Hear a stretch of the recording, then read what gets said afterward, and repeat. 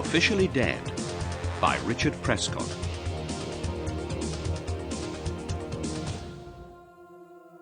Chapter 1. The Meeting. Colin Fenton was lying on the bed in his hotel room, wishing that he was somewhere else. The window was open, and he could hear the constant sound of traffic outside. The hotel was in Brentwood, a small town in Essex, just beyond the eastern suburbs of London. Colin was in Brentwood to teach a computer software course to the administrative staff of a company called Sutton Chemicals.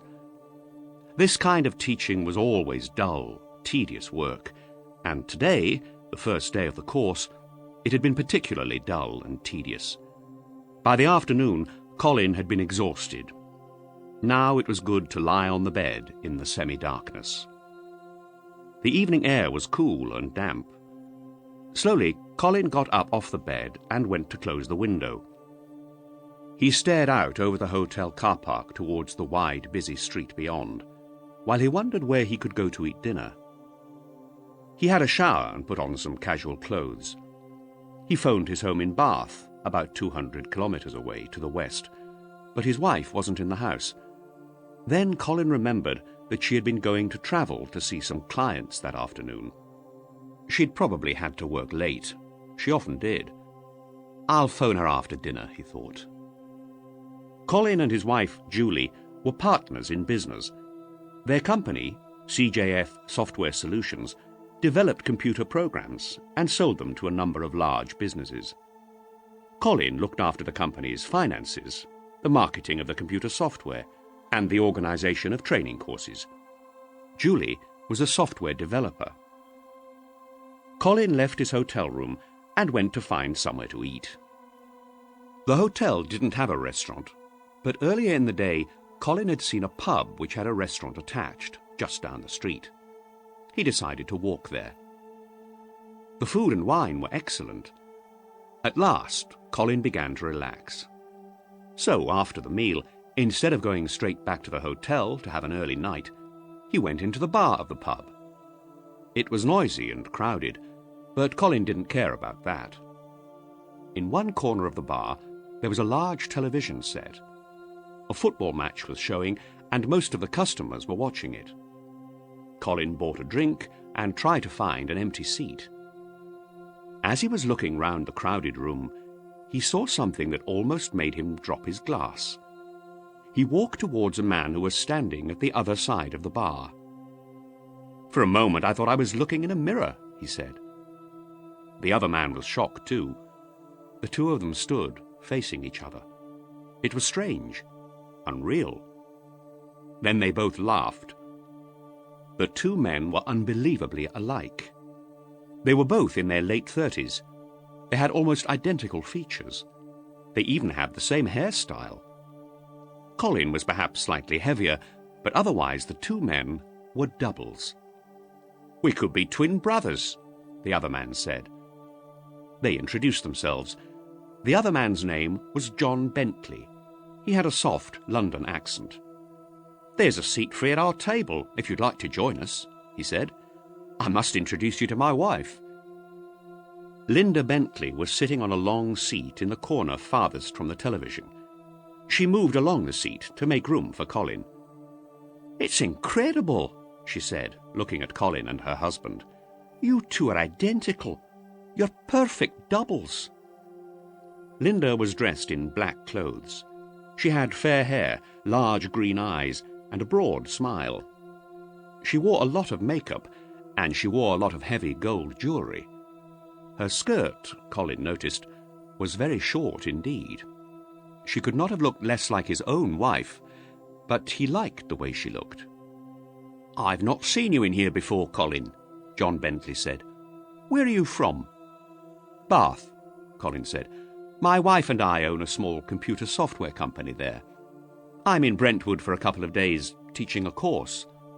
"Oh, I don't know anything about computer software," Linda said. "You must be very clever."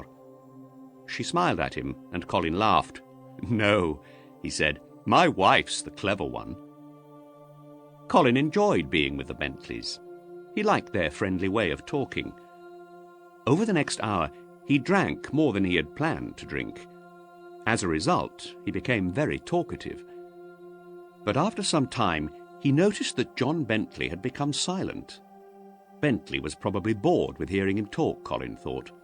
But Linda kept asking him questions about his business. When it was time to leave the pub, Colin shook hands with the Bentleys, and they wished one another good night. "Will you be here in Brentwood again?" Linda asked Colin as they walked out into the cool night air. "Yes, I will, actually," Colin said. "I've got another 2-day course to teach at Sutton Chemicals in about a month's time." "Oh, so perhaps we'll be seeing each other again then," she said. "That will be great." Her eyes opened wide with pleasure. "Yes," Colin said, "we must meet. I'd love to see you again, both of you." Colin turned into the street, and John and Linda Bentley walked towards a white van at the far side of the pub car park. "Good night, Colin," Linda called.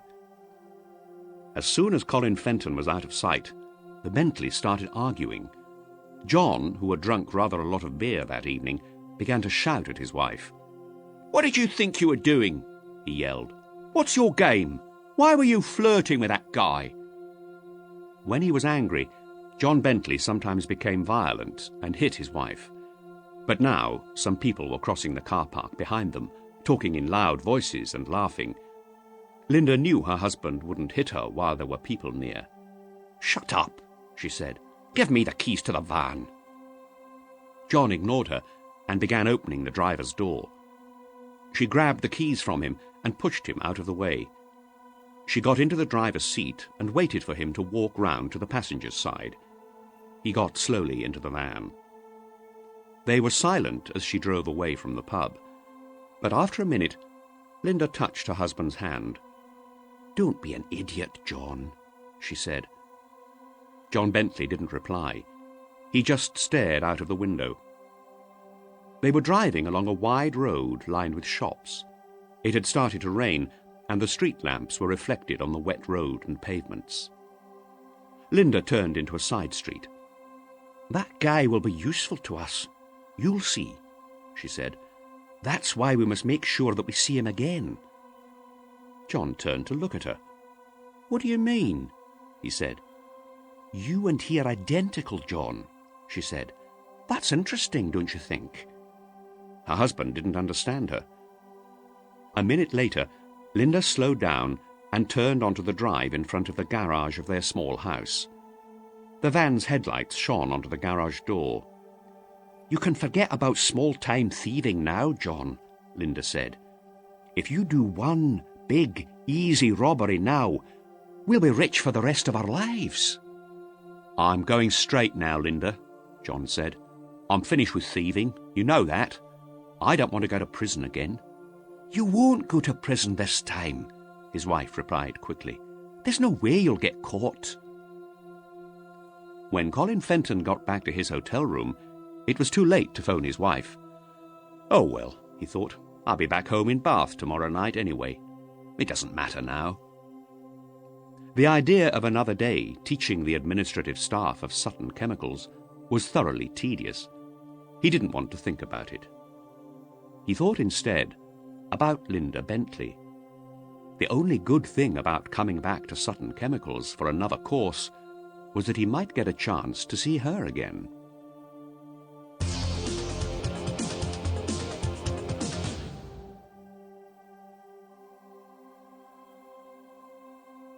Chapter 2. The Business. It was a cold, wet Monday morning in late October, 2 weeks after Colin had taught the training course at Sutton Chemicals. The trees that lined the streets in Bath were bare. Dead leaves lay on the pavements. Colin shivered as he got into his car. He picked a cassette from a pile on the passenger seat, put it into the player, and started the car engine. A moment later, an old blues song was coming from the stereo. Colin and Julie always went to work in separate cars. They left home at different times in the mornings and arrived home at different times in the evenings. During the day, they hardly saw each other. They were busy with their own jobs. Both of them regularly travelled to see clients. Julie to sort out their technical problems, Colin to sell the software and teach training courses. But they rarely travelled together. Today was one of the rare days when they were both going to be in Bath all day.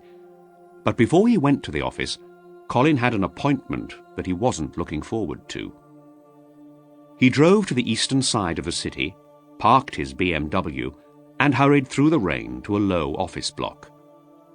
Outside one of the ground floor offices was a brass sign with the words, D.S.T. Booker, Accountant.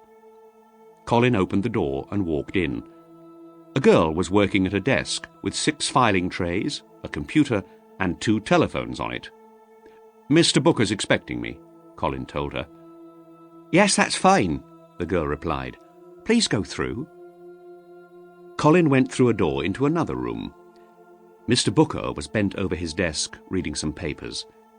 He wore very thick glasses, and he held the papers close to his pale face.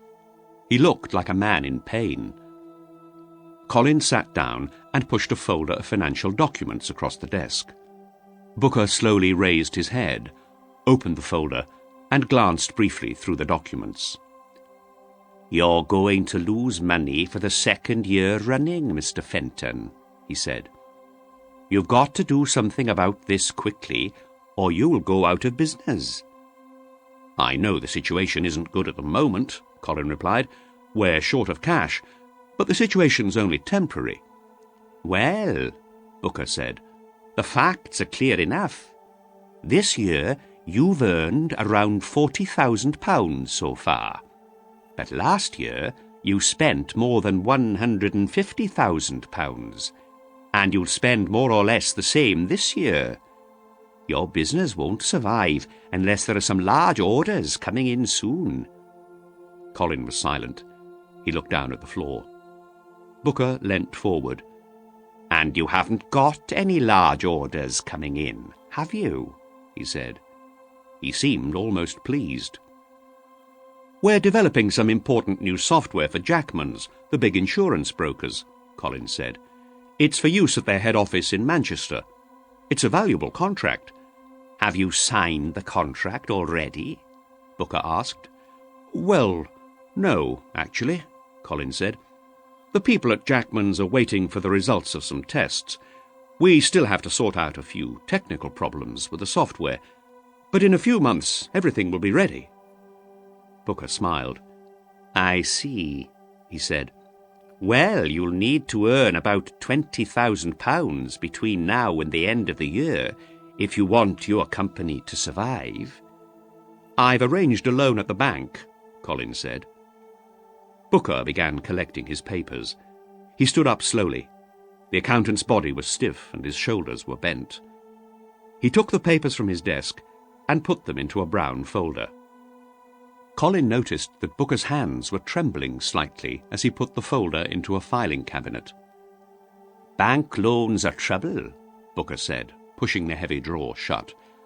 "And you need real orders now, not possible orders in a few months' time. You need cash now, or you'll go out of business." When Colin arrived at his own office, his wife was getting ready to leave. Julie had an appointment with a client on the other side of the city. Her desk was covered with papers, computer books, and floppy disks. She was sorting through them, putting what she needed into her briefcase. Julie saw Colin looking at her. "Is everything okay?" she asked. "You've been to see Booker this morning, haven't you? What did he say?"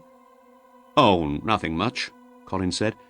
"He just wanted me to take him some documents he needed." "Fine," Julie said. "Well, I'd better be going. I don't expect I'll be back here today. I'll see you at home tonight." Colin took off his jacket and sat at his desk. He looked through the glass partition between his and Julie's room and the main part of the office. Rob and Jenny, the 2 programmers, were busy at their computers. Near the door of the main office, Maggie was sitting at her desk. Maggie was the secretary, telephonist, and general office helper. She had been with Colin and Julie ever since they had started CJF Software Solutions 5 years before. Colin opened the letters that Maggie had put on his desk earlier in the morning. Among them was a letter from his bank manager. The letter explained the details of the bank loan that Colin had arranged the previous week. At the bottom of the pile of long business envelopes, there was a smaller envelope. Colin's name and the address of the company were handwritten neatly on it. Colin opened the envelope. The paper he pulled out smelt of perfume. "Dear Colin, you'll probably be surprised to get a letter from me. I found your company's address in the yellow pages. I just wanted to remind you that we'd love to see you when you next come to Brentwood. I think you said you would be here again in a few weeks' time. Perhaps this time you could have dinner with us at our house. We really enjoyed that evening we spent together. Your funny stories made us laugh so much. Please phone me on 0033 23456 before your next visit, so that we can arrange to meet. Hoping to see you again soon. Best wishes, Linda Bentley." Colin held the letter close to his face. The perfume was the one which Linda Bentley had been wearing that Wednesday night in the pub in Brentwood. Colin didn't know what to think about the letter. What did Linda mean by "your funny stories"?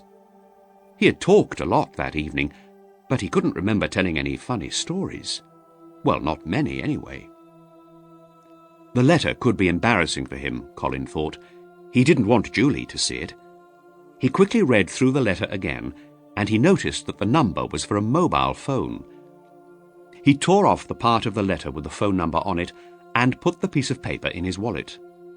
He tore the rest of the letter into small pieces and put them into the waste paper bin beside his desk.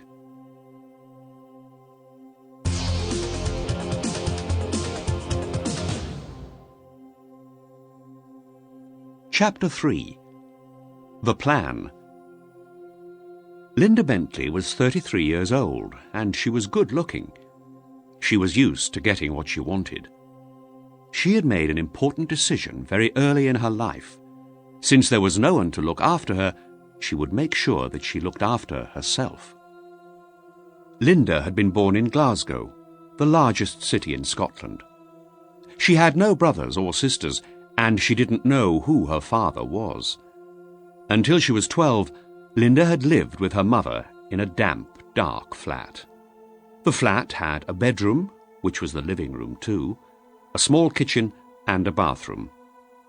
Linda's mother usually went out in the evenings, leaving her alone. Sometimes her mother brought men home with her, and then she told Linda to sleep on the floor in the kitchen. When she was 12, Linda's mother disappeared, and after that, Linda never saw her again. She didn't know where her mother had gone or what had happened to her, and she didn't care. An aunt and uncle took Linda into their home, and they tried to love her and care for her. But the girl no longer understood what love was. As soon as she was 18 years old, she left Glasgow and went south to London. She found a job in a pub called the Red Lion in Ilford, in East London. That was where she met John Bentley. John was a likeable young man, and a good-looking one. He was an orphan, so he and Linda had something in common. But Linda had learnt to look after herself, and John had not. So Linda tried to look after him. He was working as a lorry driver at that time, and he always seemed to have plenty of money. He spent a lot of it on presents for Linda. She enjoyed getting the presents, and she didn't ask where the money came from. A year after their first meeting, John and Linda got married. When, a few months later, John was sent to prison, Linda found out where his money had been coming from. Now she was alone in London, but there was no point in going back to Glasgow. Her aunt and uncle had moved to Spain, so Linda decided to stay in London and wait for John. But she needed a change, so she started looking for a new job. She soon found one in a large jewellery shop in a fashionable part of London. The shop was called Sandwell's. Linda's job there was much better paid than the work in the pub, and it was much more pleasant too. When John Bentley came out of prison, he was determined to stay away from his old friends. He decided to go straight. He had hated being locked in a cell for most of each day, and he didn't want to go back to prison. Linda persuaded Mr. Rose, the manager at Sandwell's, to give her husband a job. The manager knew about John's time in prison, but he gave the young man a chance to live an honest life. Later that year, John and Linda moved into the small rented house near Brentwood, where they still lived. Early one evening, a few weeks after she'd sent the letter to Colin, Linda Bentley was in her kitchen preparing a meal. As she put some fish into a large pan, her mobile phone began to ring.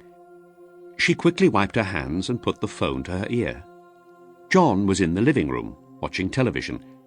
He couldn't hear Linda's conversation. "So you'll be in Brentwood next week," Linda said. "That's great, Colin. How long will you be staying?" "2 nights," Colin said. "We could meet on Wednesday or Thursday evening." Linda thought for a moment. "Wednesday will be best for me," she said. "Can we meet in the same pub at around 6:30? Then later you can come here for a meal with us." "Yes, that's fine. I'll see you next Wednesday then," Colin said. Linda switched her phone off and put it in her handbag. She smiled to herself. Wednesday was certainly the best day for what she had in mind. John would be away from home that night. Soon the fish was ready.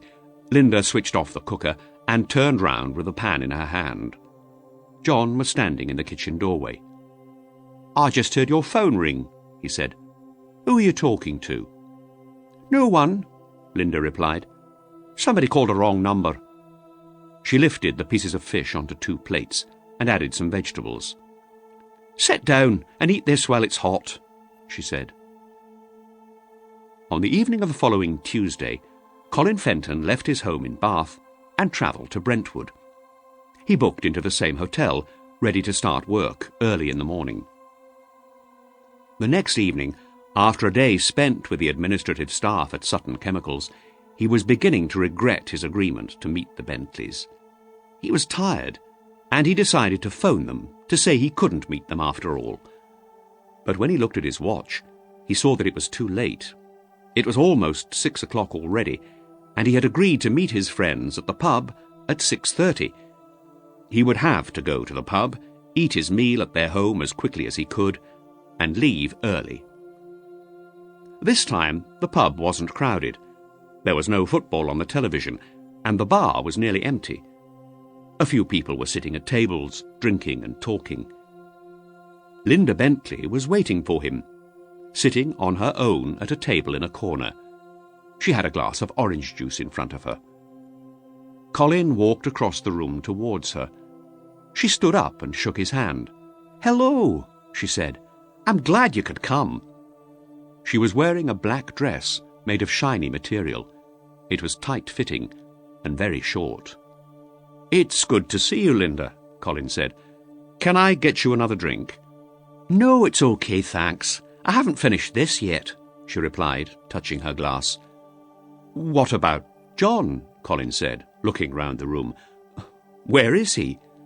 "I'm afraid it's just you and me tonight," Linda said. "John can't come. He's driven his van to Liverpool with some mates." "Liverpool?" Colin said, surprised. "Yes, they've gone to a football match," Linda replied. "John's football mad. He supports West Ham United. He goes to watch all their matches. West Ham are playing Liverpool Football Club tonight." "You should have sent me a message," Colin said. "We could have met another time." Linda smiled at him. "I wanted to see you tonight, John. Go and get yourself a drink," she said.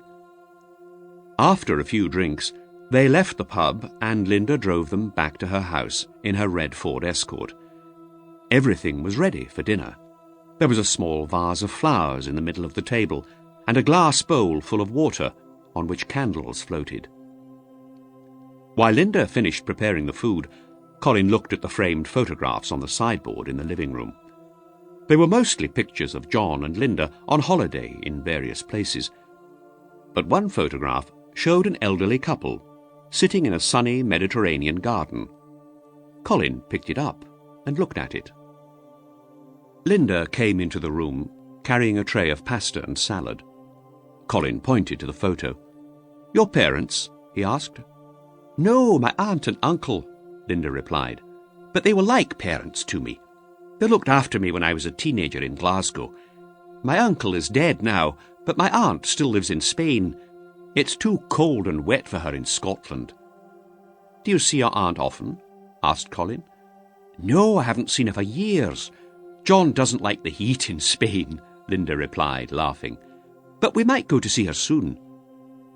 They spent the next couple of hours eating, laughing, and getting to know each other. Colin was soon feeling much better, and he was glad that he had come. Suddenly, he found himself looking straight into Linda's large green eyes. She smiled at him and looked down at the table, pretending to be embarrassed. It was late when they finished their meal. Then they sat in armchairs drinking coffee. After the second cup, Linda leant back in her chair and said calmly, "Colin, do you want to earn £10,000 for one evening's easy work?" This simple question took Colin completely by surprise. He'd been expecting a proposal, but a very different one. He laughed. "I don't buy lottery tickets," he said. "I'm serious, Colin," Linda said, "and I'm not talking about buying lottery tickets." She got up and came to sit on the floor next to his chair. She smiled at him and touched his hand. "I'm talking about £10,000 in cash. It's yours if you want it." Colin sat up straight and removed Linda's hand from his own hand. "What's going on?" he said nervously. "What do you want from me?" "Nothing, Colin," she said quickly. "I was joking." She stood up. "Let's have some more coffee." "You weren't joking," Colin said. "You'd better tell me what this is about." "You're right. I wasn't joking," she replied. "But I'm not sure that I should tell you. Perhaps I've made a mistake." Colin finished his coffee and stood up. "Okay, you'd better take me back to my hotel," he said. "It really is late. It's past midnight." Colin got up and went into the hall to get his coat. When he came back into the living room, Linda Bentley's eyes were wet and tears were running down her cheeks. "I'm sorry, Colin," she said. She cried quietly. Colin put his arms around her and held her for a moment. Then he kissed the tears on her cheeks and stroked her hair. "It's all right, Linda," he said. Linda stopped crying and pulled herself away from him. "You must think I'm very stupid," she said. "I'll get my coat and take you back to your hotel. I'm so sorry I spoilt a lovely evening." She went into the hall and took her coat from a cupboard. Colin followed her. When she turned round, Colin was right behind her. He took the coat from her and dropped it on the floor. She looked at him, her eyes wide open. Colin held her arms, pulled her very close to him, and kissed her on the mouth. "You can take me back to the hotel early tomorrow morning," he said. "The evening's not spoilt at all." Early next morning, Colin and Linda had some coffee and toast together. Then Linda drove Colin back to his hotel. It was only 7:15, and the roads were clear. It was a cold, sunny morning. They talked about what each of them was going to do during the day, but they both knew they were avoiding talking about the previous night. Suddenly, they both became silent. Colin stared out of the window. They were driving past trees that were white with frost. Colin turned and looked at Linda. At last, Linda smiled at him and spoke. "What are you thinking about, Colin?" she asked. "It was a strange evening, wasn't it?" he replied. Linda nodded. "You planned it all, didn't you?" Colin said. "Do you mind if I did?" she asked. Colin thought for a moment. "No, I don't think I do," he said. Then he added, "And what about the £10,000? You were serious about that, weren't you?" They had reached Colin's hotel. Linda drove onto the car park and switched off the car engine. "My husband is going to need an alibi," she said. "You can provide one for him. It's as simple as that. What do you mean? You and John are identical. All you have to do is pretend to be John for a night. While John does a robbery, am I right? Right. What's he going to steal? I can't tell you that. Linda, I need to know, Colin said. It won't be an armed robbery, will it? Nobody will carry a gun. No one will get killed or hurt, Colin. What's the plan? Colin asked. Is John going to rob a bank? No, Linda said, and you don't need to know any more about it. Yes, I do, Linda, Colin insisted. I have to know what risk I'll be taking. I don't want anybody to get hurt, and I don't want to spend years of my life in prison.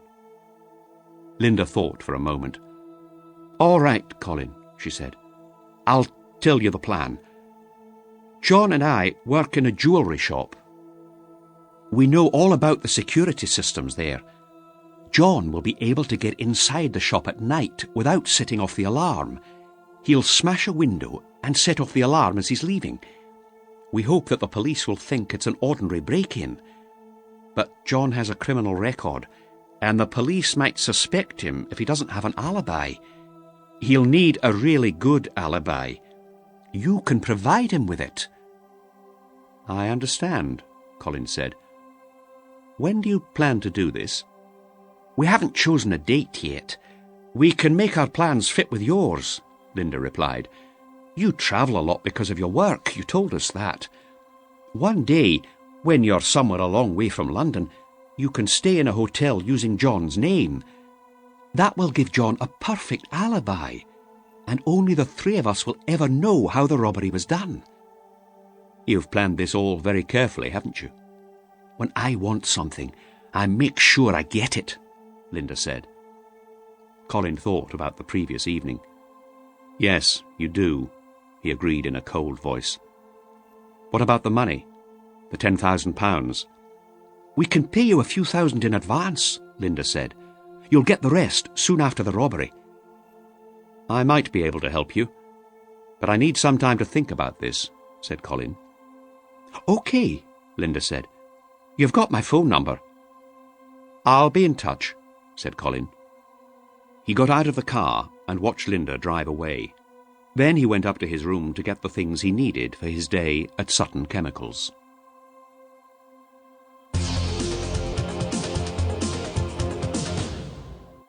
Chapter 4. The Journey. A few weeks later, Linda Bentley got the phone call she had been expecting. She was hurrying back to the jewellery shop after her lunch break. It was nearly Christmas, and the London streets were crowded with shoppers. Linda's mobile phone rang inside her bag. She opened her bag and lifted the phone to her ear. She heard Colin say, "All right, I'll do it." "Good. I knew you would," she replied. "We'll need a few weeks to get everything ready." "That's fine," Colin said. "I'll be in Manchester in about 4 weeks' time. That'll be the second week in January.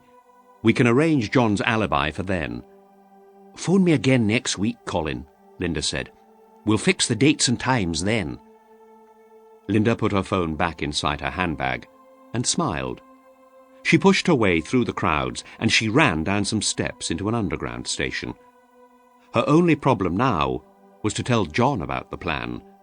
Her husband still knew nothing about her second meeting with Colin Fenton. That evening, the Bentleys were sitting in their kitchen eating dinner. John had a newspaper on the table and he was reading the sports pages while he ate. Linda put her hand on his arm. "John, do you remember our friend Colin?" she said. "Who?" John said, not looking up. "You know, the guy who looks just like you," Linda said. "What about him?" John turned the page of the newspaper and folded it. "He's agreed to give you an alibi." Linda stood up and carried her plate to the sink so that she did not have to look at John. John put the newspaper down and pushed his chair back. "When did you speak to him?" he said. "A couple of weeks ago," Linda said, filling the sink with water. "I met him in the pub.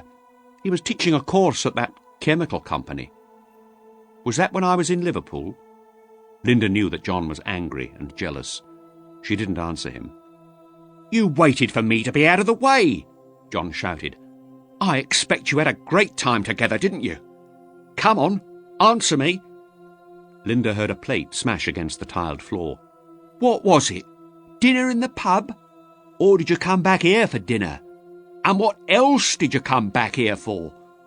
John was furious. He stood up suddenly, and his chair fell back and hit the floor. Linda cried out in pain as John grabbed her arms and began shaking her. "I don't need an alibi," John shouted. "No alibi. Forget it. I told you before, I'm not going to rob the shop. I'm going straight now." Linda was screaming with pain. She pushed her husband with all her strength. John crashed into the kitchen table and then fell hard against the wall, hitting his head against it with a loud crack. Linda turned, breathing fast. She stared at the bloodstain on the white wall. Below it, John was lying on the floor, holding his head. "Don't you ever do that to me again!" Linda shouted. She left him there and went upstairs to wash. Her arms ached, and she could hardly move them. Where John had grabbed her, there were 2 large, dark bruises on her skin. Linda went to the bedroom, got into bed, and closed her eyes. After some time, she heard John moving about downstairs, cleaning up in the kitchen. Later, she heard him come up the stairs, go to the bathroom, and have a shower. When he got into the bed, he didn't speak to her, but he didn't go to sleep. After half an hour, Linda said quietly, "We mustn't waste any time, John. Tomorrow, you'd better go and see Frankie Simpson at the Red Lion. Talk to him about the jewellery. He'll fence it for us. Don't tell him where you're getting it. Just tell him you want him to sell more than £1 million worth of jewellery. Okay?" John didn't answer. "Okay," Linda repeated. "Okay," John said at last. Towards the end of December, Colin made the final arrangements with Linda. The date for the robbery was arranged for the 10th of January. Now that all the plans were made, Colin suddenly understood the risk he was taking. But he tried not to worry, telling himself that it was only an exciting game. After all, the money he was going to be paid would save his company. Colin and Julie spent the Christmas holidays visiting Julie's brother and his family in Devon. No one noticed that Colin was a little quieter than usual. One morning in early January, Colin and Julie were in the office together, talking about the big project at Jackman's, the insurance brokers. Julie was still testing the software, but that morning the Fentons were discussing a report that Julie had just given Colin. The report was full of charts showing the results of the latest tests. "These figures look good, Julie," Colin said. "When I show the people at Jackman's these charts, I'm sure they'll be very impressed. I'm going to see Jim Slater in Manchester next week. It should be easy to convince him to purchase the software now." "I'd better come with you," Julie said. "There'll be technical details to discuss." "I can do that," Colin said. "Leave it with me." "No, Colin," Julie said. "I should be in Manchester with you. You know how fussy Slater is about details. We've got to do this properly. Jackman's could become our biggest client." Colin stood up and looked out of the window. He was thinking quickly. He couldn't allow Julie to come to Manchester with him, not this time. He turned round and said, "I'll just have preliminary talks with Slater. We won't discuss the details this time. Of course you'll be with me when we have that discussion. I've already fixed this appointment, so I'll go alone this time. Anyway, I've got other people to visit up in the Manchester area. I'll be away for a couple of days." "You should have spoken to me first, Colin," Julie said. "You shouldn't have arranged an appointment before seeing my report on the latest tests." "Slater phoned me, Julie. The meeting was his idea," Colin said. He was surprised at how easy it was for him to lie. "Slater asked to see me, so I fixed it with him." On Tuesday, the 10th of January, Colin worked at the office in Bath all day. Then, at about 5:30, he went home to pack his suitcase for the trip to Manchester. He changed into casual clothes, jeans, sweater, and an old sports jacket. He didn't want to look like a businessman when he arrived at his hotel later that evening. He wanted to look like John Bentley. He was ready to leave his house by 6 o'clock. He put his mobile phone in one of the pockets of his jacket. As he stepped out of the house and walked towards his car, he felt an icy wind on his face. Fine, powdery snow blew across the drive. Colin put his case in the boot of his BMW, got into the car, and started the engine. Instead of driving towards the M5, the quickest route to Manchester, Colin made his way to the M4 and turned east towards London. He stopped at a service area near Swindon to buy petrol and have a quick cup of tea. He was hungry, but there was no time to eat. The motorway was quite busy, and the snow was falling faster. It was nearly 8 o'clock when Colin reached the last exit before the M4 crosses the M25, the motorway that circles London. He left the M4 and a few minutes later he drove into a lay-by off a small road. He saw the Bentley's red Ford Escort waiting there, and he parked next to it. He got out into the snow and the freezing air and approached the other car. Linda Bentley opened one of the rear doors for him to get in. He sat beside her. "Exactly on time," Linda said. Colin nodded. Then he said hello to John Bentley, who was sitting in the driver's seat. Linda handed Colin her husband's driving licence. "What's this for?" Colin asked. "You may need it," Linda said. "The alibi must be perfect. If you're stopped by the police, you must show them John's documents, not your own. We can't take any risks. What if there's an accident? We'll need your licence too, for the same reason." Colin took his driving licence from his pocket and gave it to Linda. "What about my money?" he said. Linda took out a thick envelope from her bag and handed it to Colin. "That's £5,000 in £20 notes," she said. "Count it." Colin did. "Right," Linda said. "Did you book a hotel room in Manchester as John Bentley?" Again Colin nodded. "Good. Phone us at about 11:30 when you get to the hotel. Once we know that you've arrived and that the alibi's okay, we can get moving. Is everything clear?" "Yes," Colin said. "Okay, get your case," Linda said. They all got out of the Bentley's car. Colin opened the boot of his own car and took out his case. Colin and John exchanged car keys. "We'll meet here at the same time on Thursday," Linda said. "You'll get your car and driving licence back then, and you'll get the rest of your money, too." She smiled briefly. "We'll wait for your call at about 11:30 tonight, then." "Yes, fine," Colin said. Colin watched while John and Linda drove off in his BMW. He put the envelope of money safely in an inside pocket of his suitcase and zipped the pocket closed. He put the case in the boot of the Escort, then he got into the driving seat. He started the engine and drove back towards the motorway. A few minutes later, he was driving along the M4 towards the junction with the M25.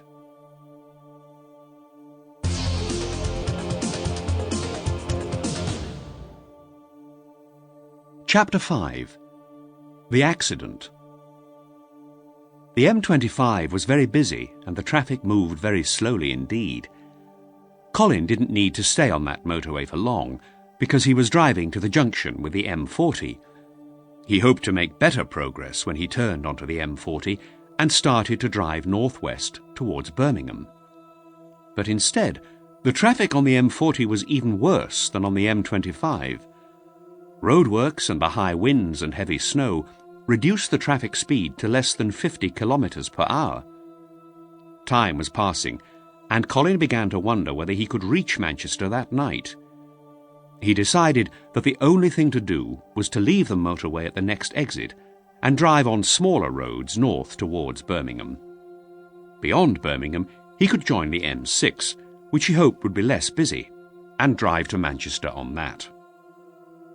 As soon as he left the M40, Colin was sure he had made the right decision.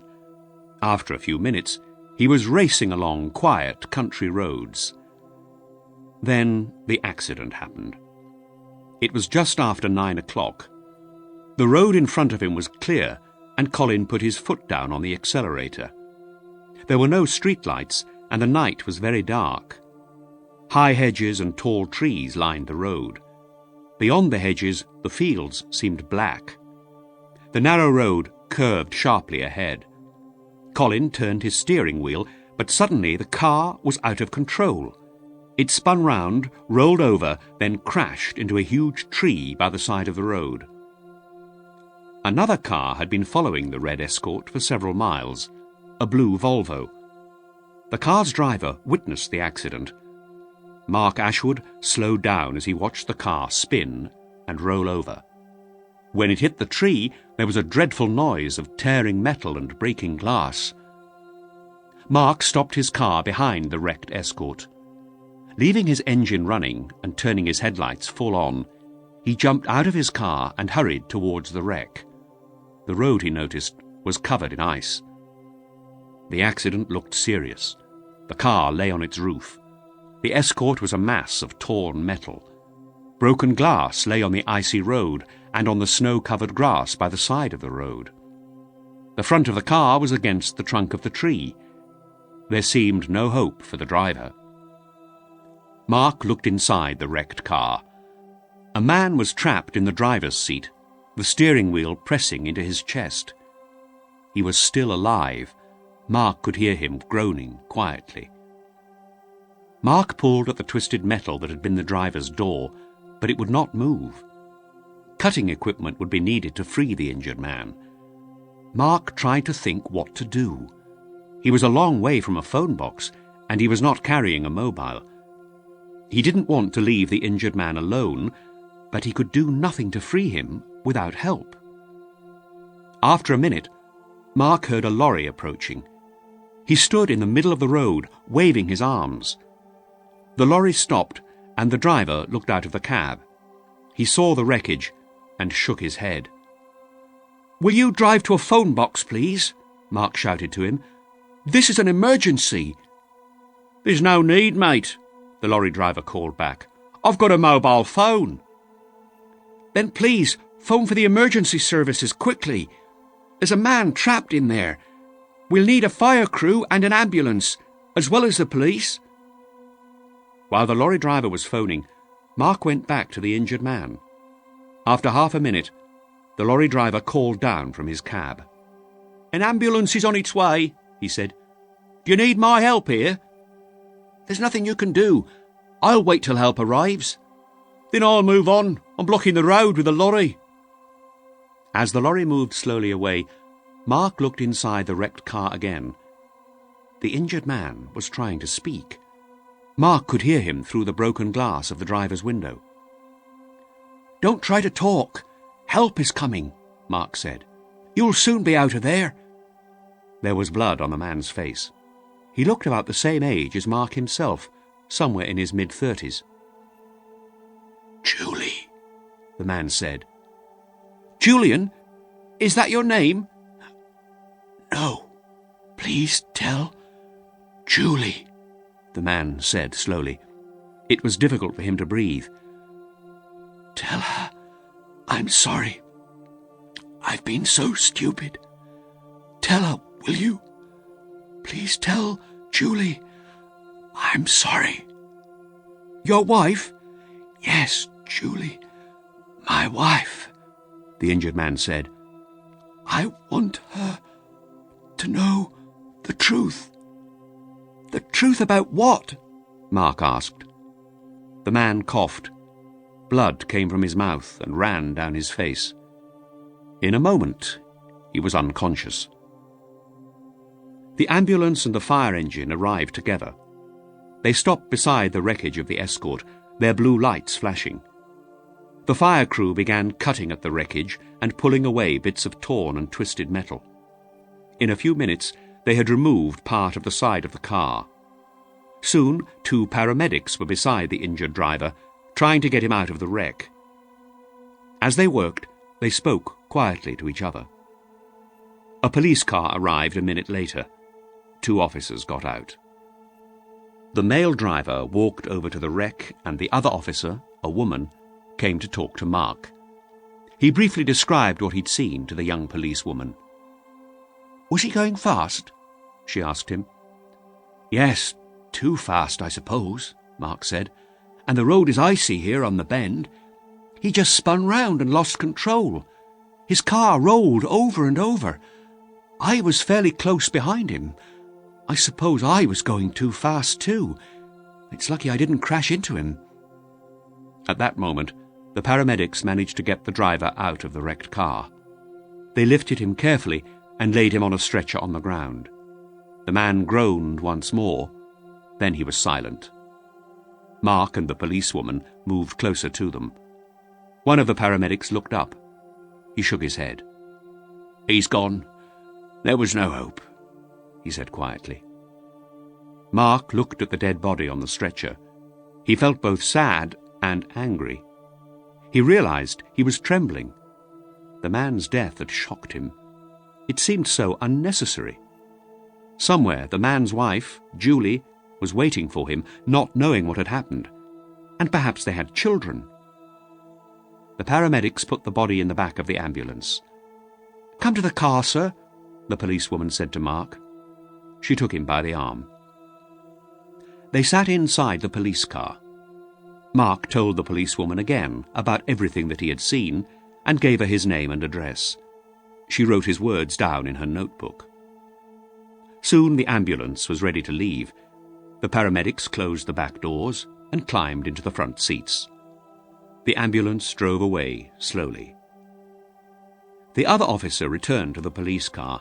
He sat in the driver's seat. He spoke quietly to his colleague.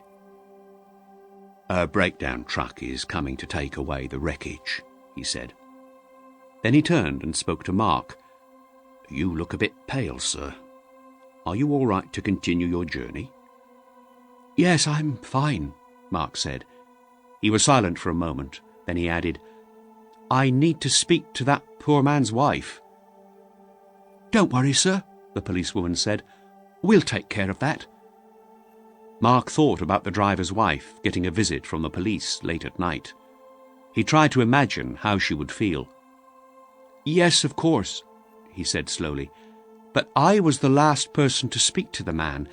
I saw the accident happen. If his wife knows how the accident happened, perhaps it will help her. Can you give me the man's name and address?" "We can't do that, sir," the policeman said. "The man's relatives will have to identify the body first." "But I must speak to his wife," Mark said. "Before he died, he gave me a message for her. It was important to him, and it might help his wife accept his death."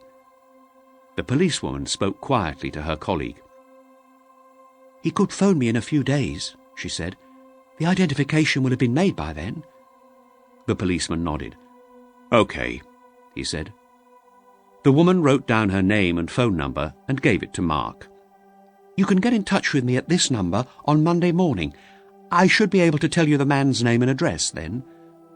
Mark folded the piece of paper and put it inside his wallet. "Thanks," he said. "We'll need you to call at the police station in Thame in the next day or two, sir," the policewoman said. "You were the only witness to the accident. We'll need you to sign a statement. You'll probably have to attend the inquest, too." "Yes, of course," said Mark. "I'd better go now." "Okay, sir," the policewoman said. "Drive carefully." As Mark drove away, he saw a breakdown truck approaching.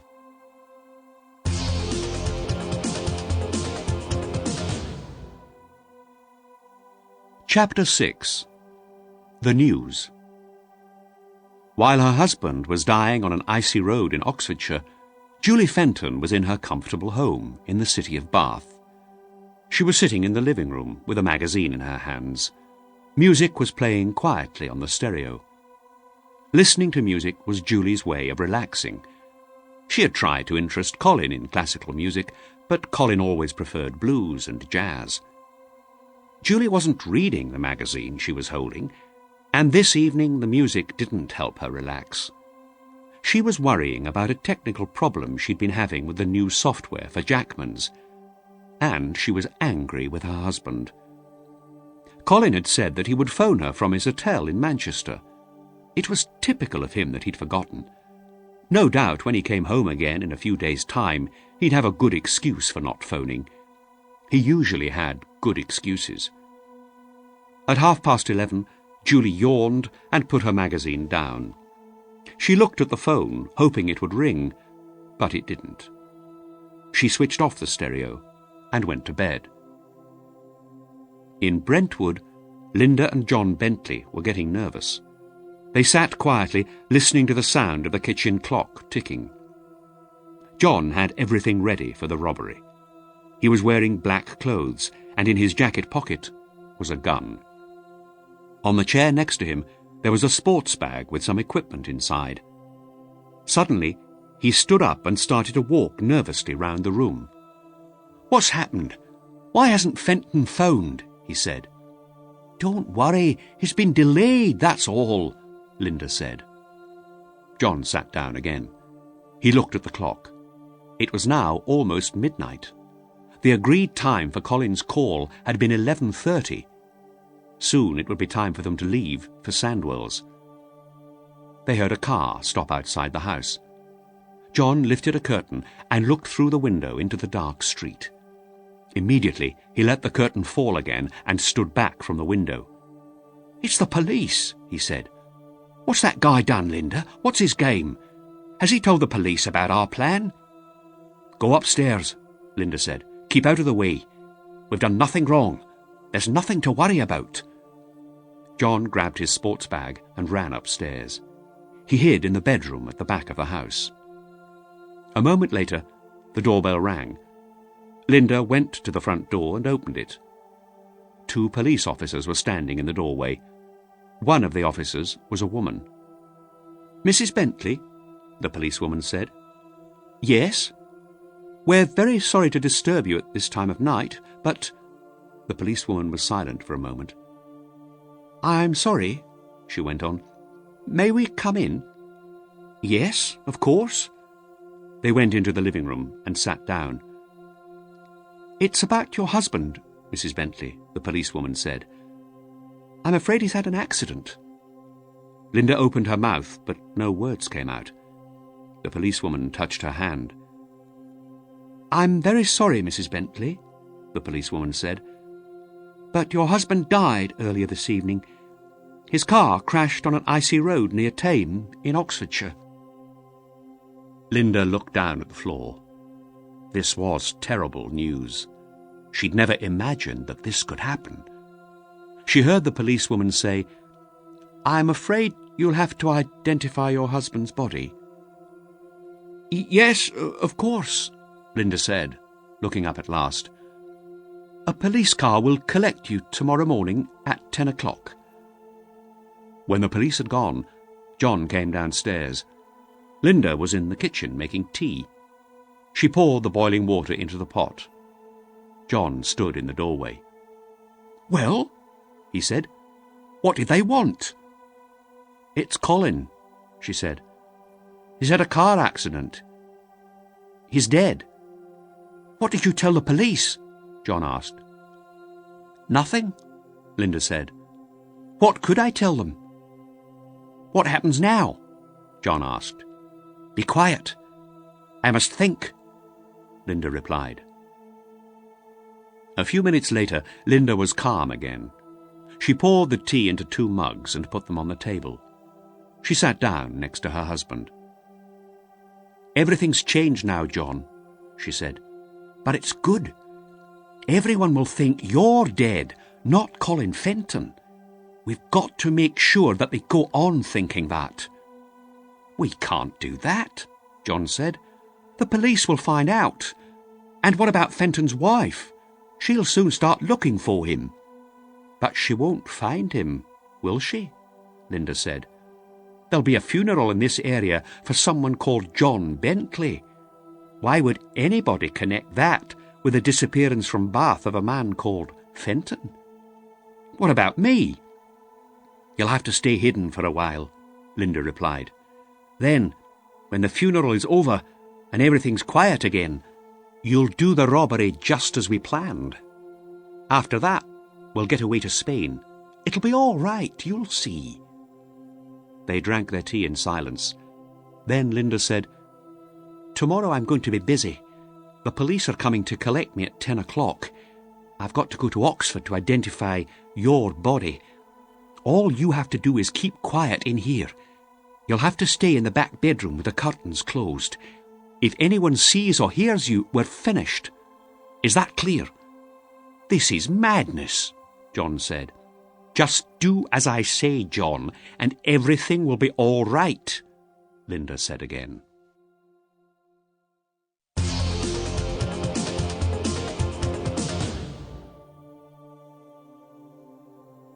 Chapter 7. The Wife. When Mark Ashwood got home to his small house in Stratford-upon-Avon, he was exhausted. It was nearly 1 o'clock in the morning. Mark had had a long, tiring day. Mark was an accountant and business consultant. He helped other business people with their tax problems and gave small companies advice on how to improve their profits and save money. That day, he had been to London to see a new client who owned a small clothing factory and who wanted advice on exporting his products. Mark didn't know a lot about exporting, but he couldn't refuse an important new client. He would have to learn more about the export regulations before his next meeting with the man. Mark quickly ate some bread and cheese, then he went upstairs. One of the 2 bedrooms in his house was furnished as an office. He switched on the desk lamp and sat down. His desk was tidy, as always. Pens and pencils were standing in a plastic holder. Mark pulled his copies of the Department of Trade and Industry's export regulations from a bookshelf. Although it was late, he began to look through the thick books. He tried to concentrate, but he couldn't stop thinking about the man who had died earlier in the evening. "Tell Julie I'm sorry," the man had said. Mark didn't like the idea much, but he knew that he would have to visit Julie. He knew that he would have to carry out the dying man's last wish. The following afternoon, Julie Fenton was working in her office in Bath when she had a phone call from Manchester. Jim Slater at Jackman's was wondering where Colin was. He had not appeared for their meeting that morning. Did Julie know if anything was wrong? Julie was embarrassed. "I'm sorry," she told Slater. "My husband left for Manchester yesterday. I can't think why he hasn't arrived. He may have been delayed at another client's office, but I'm sure he would have phoned you." "Well, as soon as you hear from him, please ask him to contact me," Slater said. "Of course," Julie replied. She put the phone down. She was furious. What did Colin think he was doing? Jackman's were such important clients. Julie dialed the number of Colin's mobile phone, but she couldn't make contact. Colin had probably switched the phone off, she thought. There was no news of Colin for the rest of the afternoon. Julie worked in the office until 6:30, testing a new computer program that she was writing. She tried calling Colin's mobile phone several times more, but she could never make contact. "Where the hell is he?" Julie said to herself. As Julie turned off her computer, Maggie, the company's secretary, was putting her coat on and getting ready to leave the office. "I hope Colin's all right," she said. "It's strange that he hasn't called." "Perhaps I should phone his hotel," Julie replied. "It's past 6:30 now. He may have returned to his room. What's the hotel number, Maggie?" Maggie looked a little embarrassed. "I'm afraid I don't know which hotel Colin's staying at," she said. "Normally, he asks me to make his hotel reservations for him, but this time he said he'd already done it himself. I didn't think to ask him which hotel it was." "Well, we'll just have to wait for him to contact us then," Julie said. She was tired now as well as angry. It was typical of Colin to be so thoughtless. She switched off her desk lamp and put on her coat. "I've done enough for one day," she said to Maggie. "I'm going home too." As the evening passed, Julie's anger changed to worry and then to fear. Colin still hadn't got in touch. Julie began to think that something terrible might have happened. She went to bed, but she slept badly, expecting the telephone to ring at any time. But the phone didn't ring. In the morning, she got up feeling tired and miserable. She had to do something. She picked up the telephone and dialed the local police station. "Good morning," she said. "I want to report a missing person." Half an hour later, a police car drove up to the house.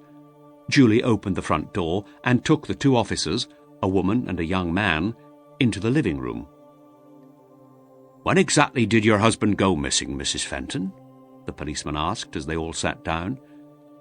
"He went away on a business trip 2 days ago," Julie began, "but he failed to appear at the meeting he'd arranged, and I haven't heard from him at all since he left. I'm very worried about him." "Of course," said the policeman. "Does your husband often travel on business?" "Yes, he goes away about once a month." "Has he ever failed to come home before?" Julie hesitated. "No," she said finally. "You don't seem certain." "Well, there have been a couple of times when he has stayed away from home," Julie said. "But those times were different. We had had arguments and he was angry with me, but he didn't stay away long, and he never missed business meetings." "I see," the policeman said. "And when was the last time this happened, Mrs. Fenton?" "About 3 years ago." "And there was no argument this time?" "No," Julie said. The police officers asked for Colin Fenton's personal details: his age, his description, what clothes he had been wearing when Julie had last seen him. And they asked what type of car he drove and its registration number. Julie took the police officers to the front door. "We'll tell you if we hear anything, of course," the policewoman said. "But I must warn you, Mrs. Fenton, if your husband doesn't want to return, that's not a matter for the police. If he has abandoned you, that isn't a crime. The police can do nothing to help you." "I understand that," Julie answered. The police officers walked back to their car, and Julie closed the door. She felt miserable and alone. She went to the kitchen and made a drink. Then she had a shower and put on fresh clothes, ready to go to the office. It was going to be another busy day.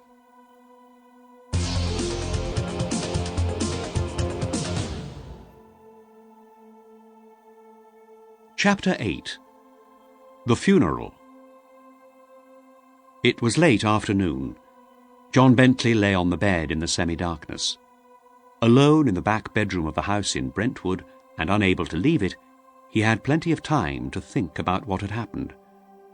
He and Linda were in big trouble, it seemed to him. He had no identity now, and he was a prisoner in his own home. He tried to imagine his future, but he couldn't find anything to believe in. He had slept most of the earlier part of the day, but his sleep had been troubled by bad dreams, and he had been woken from time to time by the ringing of the telephone. But now he was wide awake, waiting for Linda to return. She had gone to identify the body of her husband, and then to make arrangements for his funeral. At last, John could lie still no longer. He went carefully downstairs to the kitchen and made himself a drink. He was still there at 5:30 when Linda came home. She was carrying Colin Fenton's suitcase. She was furious when she saw John in the kitchen. "What are you doing down here?" she whispered angrily. "Get upstairs at once." "I've not made any noise, Linda," John said quietly, "and I've not turned the light on."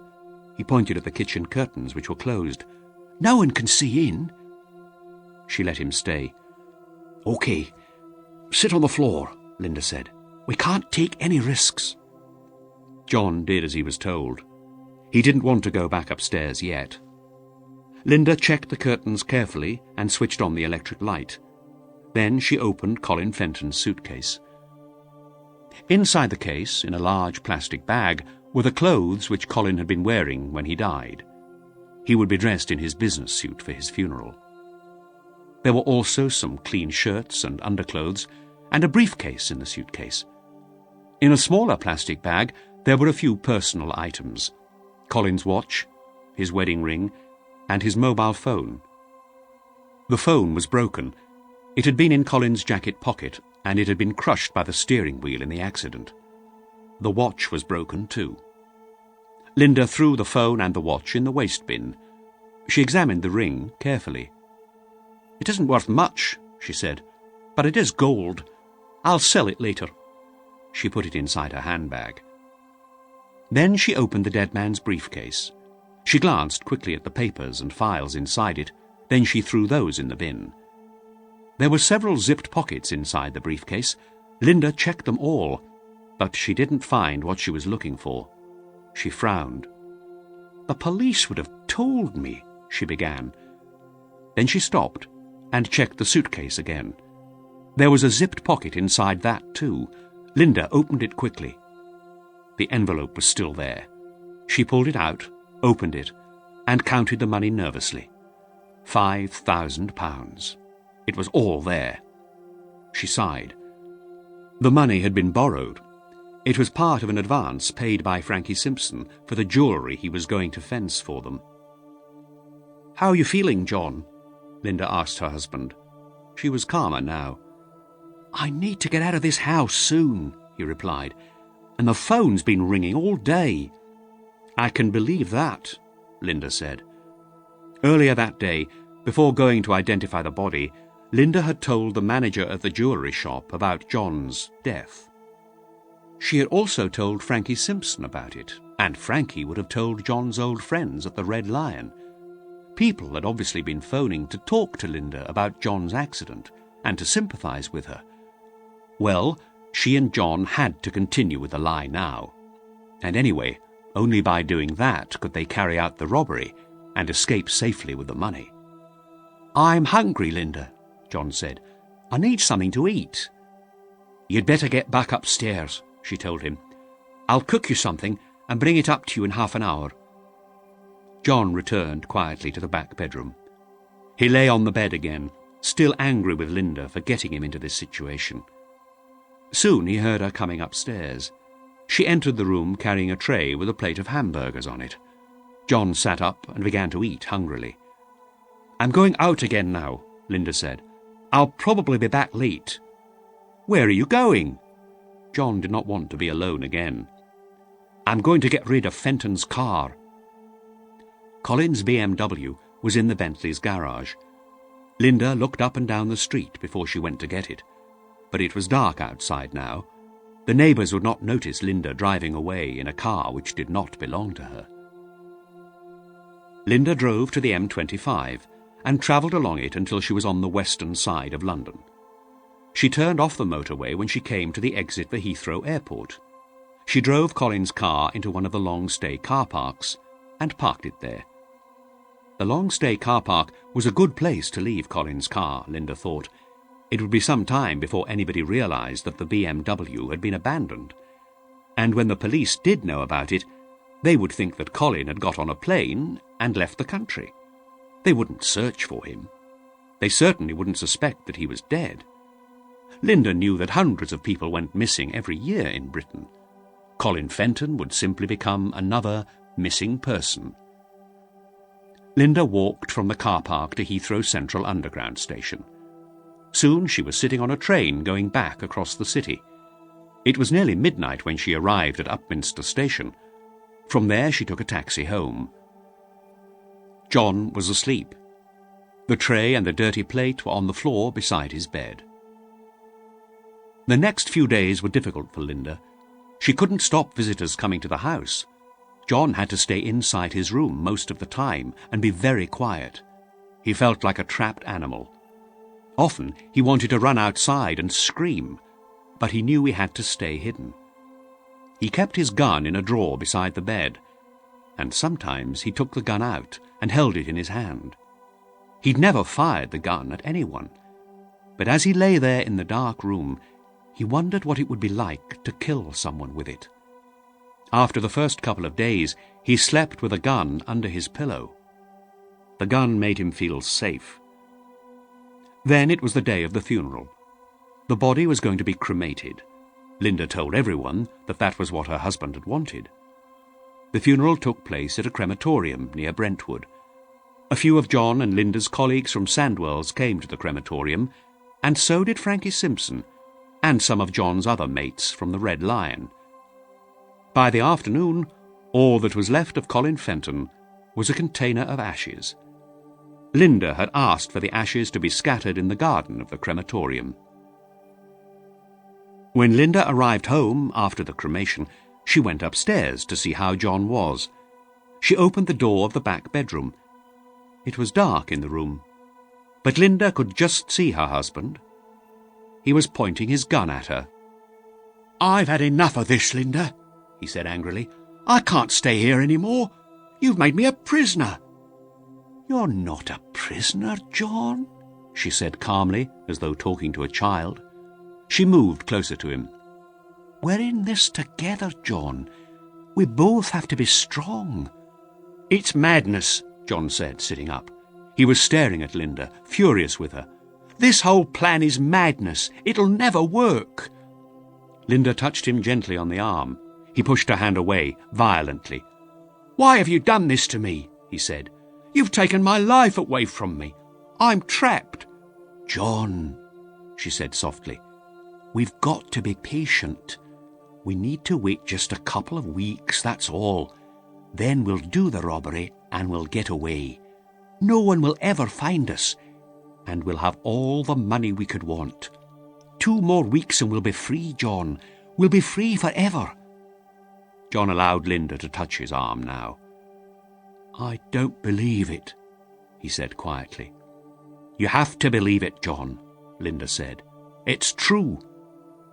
She sat on the bed beside him, and she took the gun from his hand. "Listen, John, in a few days' time I'll go back to work, but I'm going to tell Mr. Rose that I'll be leaving my job at Sandwell's at the end of the month. That's in just a couple of weeks. I'll tell him I can't live here alone without my husband. I'll tell him I'm going back to Scotland. I've already cancelled the lease on this house. Just before I leave the shop, you'll do the robbery as we planned. Now that you're officially dead, your alibi is even better than before, isn't it? John Bentley can't rob shops. He's a dead man. It's the best possible alibi, and I'll only have to behave normally at work for a few days after the robbery." Suddenly, Linda smiled. "I'm sorry, John, my love," she said. "I know this is very difficult for you. Look, it's dark now. Let's go out for a couple of hours. We'll go for a drink and a meal. We'll go somewhere where nobody knows us. Let's go north towards Saffron Walden. We'll find a village pub in that area. Nobody will recognise you there." John realised that he had no choice but to agree to his wife's plan for the robbery. And after that, they would both have to leave the country as soon as possible. Meanwhile, he was happy with the idea of leaving the house for a few hours. 10 minutes later, Linda was driving the van northwards towards Cambridge. John was hiding in the back. In a small village just south of Saffron Walden, they stopped for a drink and a meal in an old pub. They weren't worried that anybody would know them there. It wasn't the kind of place their friends visited. As they sat in the warm restaurant, looking at the bright log fire, Linda put her hand on her husband's arm. "Just a few weeks more, John," she said again. "Then we'll be free."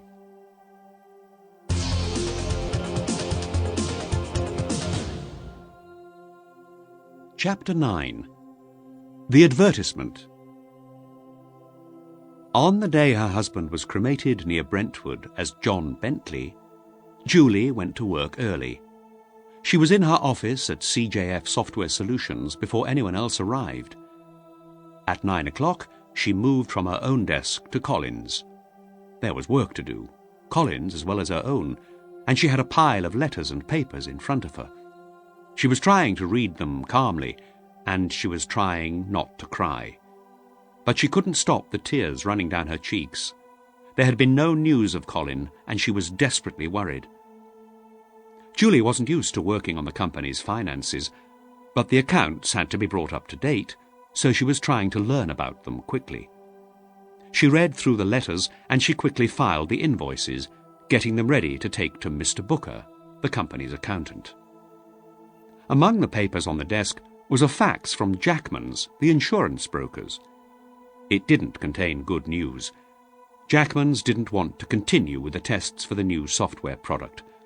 They decided that they were going to continue to use the software they already had. Julie was angry about this news. She'd wasted 2 months' development work on that project. She pushed her fingers through her thick red hair. Then she stood up and began walking round the room. She was tense. She needed time to relax and to think about the future of the business. When Rob and Jenny, Julie's 2 assistant programmers, arrived at 9:30, she gave them a list of jobs to do during the day. Then she put the files of invoices into her briefcase and went to see Mr. Booker.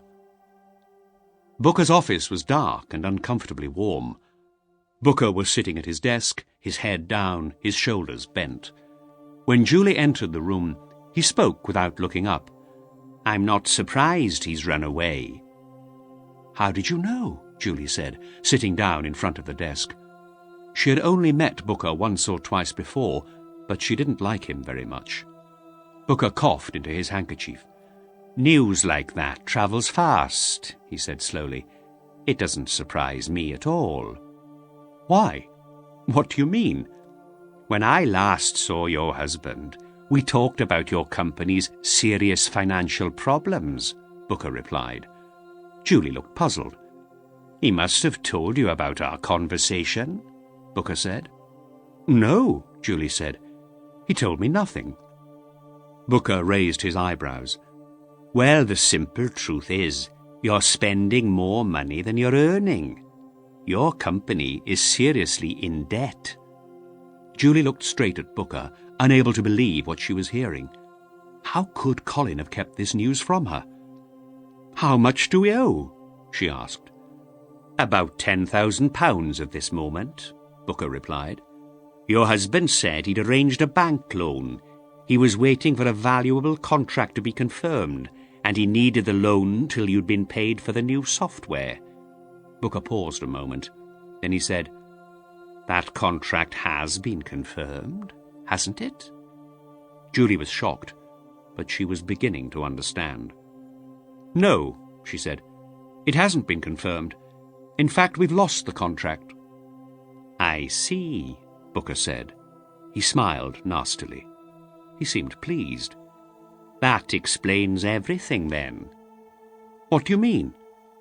"Your husband can't accept failure, so he's run away." Julie didn't like what Booker was saying, or the unpleasant way he was saying it. She wondered why she and Colin had ever given him their accounts to work on. But she had no time to look for a new accountant now. She had enough problems already. She tried to be polite. "My husband wouldn't run away.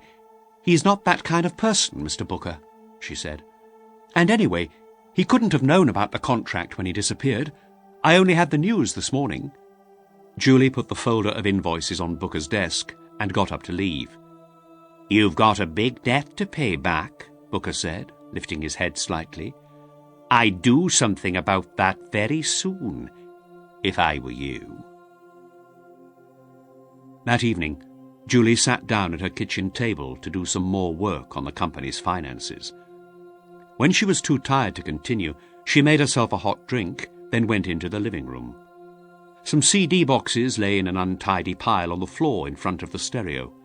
She picked one at random and put it into the machine. A blues song started to play. Suddenly, tears were running down Julie's face again. "Oh, Colin, where are you?" she said aloud. A photo of Colin stood on the low table beside the sofa. Julie picked it up. Colin, relaxed and smiling in the bright sunlight, was sitting outside a cafe by the sea. Julie had taken the photo herself 2 years before, while they were on holiday in the south of France. She shook her head as the tears ran down her cheeks. "Where are you?" she repeated in a soft voice.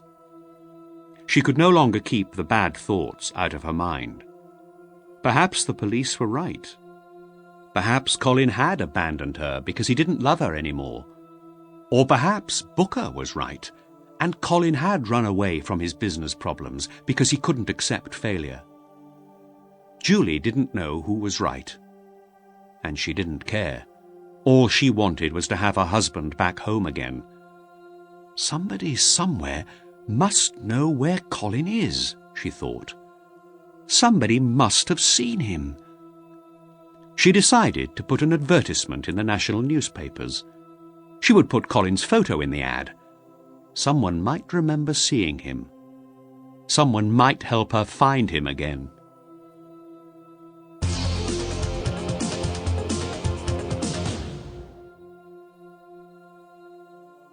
Chapter 10. The Search. Mark Ashwood switched off his computer.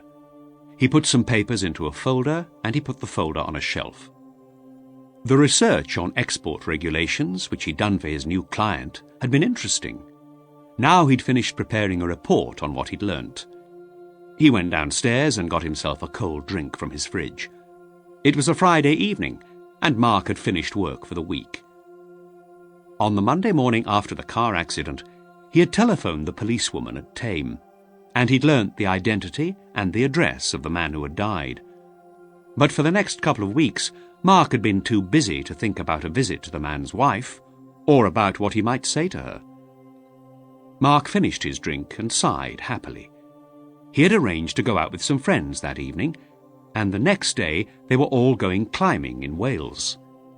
In Mark's opinion, rock climbing was the perfect way to relax. It was a sport that required calmness and self-control, and it was exciting to climb a steep rock face with nothing below you but the sea. He was going to enjoy his weekend. But on Monday, he'd take the report to his new client in East London, and then, he decided, he'd better visit Mrs. Bentley. She was the widow of the man who had died in the car crash. He had to tell her what her husband had said just before his death. Mark set off from Stratford-upon-Avon early on the Monday morning. He reached his new client's offices on the southeast side of London just before 10:30. Mark and his client spent the rest of the morning and the whole of the afternoon discussing exports and other business. When their discussions were completed, Mark and his client made arrangements for another meeting in about 10 days' time. A few minutes later, Mark was sitting in his blue Volvo in the company's car park, studying a map of the Brentwood area. Having found John Bentley's street on the map, he started his car and drove towards Brentwood. He decided not to phone the man's widow first. It would be difficult to tell her that he wanted to visit her without telling her why, and he didn't want to tell her that till he saw her. It was dark now, and it was raining. People were leaving their workplaces and going home, so the roads were very busy. It was an hour before Mark reached the address he was looking for. Mark parked his car outside the Bentley's house. The street was long and straight, and it was lined on both sides with small, square houses with garages beside them. The street was not well lit. Mark switched off his car engine and looked up at the house. There were no lights burning inside. It looked as though Mrs. Bentley wasn't at home. Mark's journey had probably been a waste of time. He hurried to the front door and rang the bell. To his surprise, he heard sounds of movement inside the house, and for a moment he saw a light through the glass in the front door, a light in a back room of the house. Someone was at home after all. He rang the bell again. Then the light in the back room went off. Now the house seemed silent and empty. Mark went back to his car and wondered what to do. He was going to visit his client in London again in about 10 days' time. He could try to contact Mrs. Bentley again then. But he really wanted to see her at once. He prepared carefully what he wanted to say, and he wanted to say it today. He glanced at his watch. It was 7:15. Mark decided to go and eat some dinner somewhere and then to come back. If Julie wasn't home when he returned, he'd have to try again the next time he was in London. He started the engine and drove away to find a pub or a restaurant. That afternoon, Linda Bentley had told the manager at Sandwell's that she wanted to leave her job at the end of the month.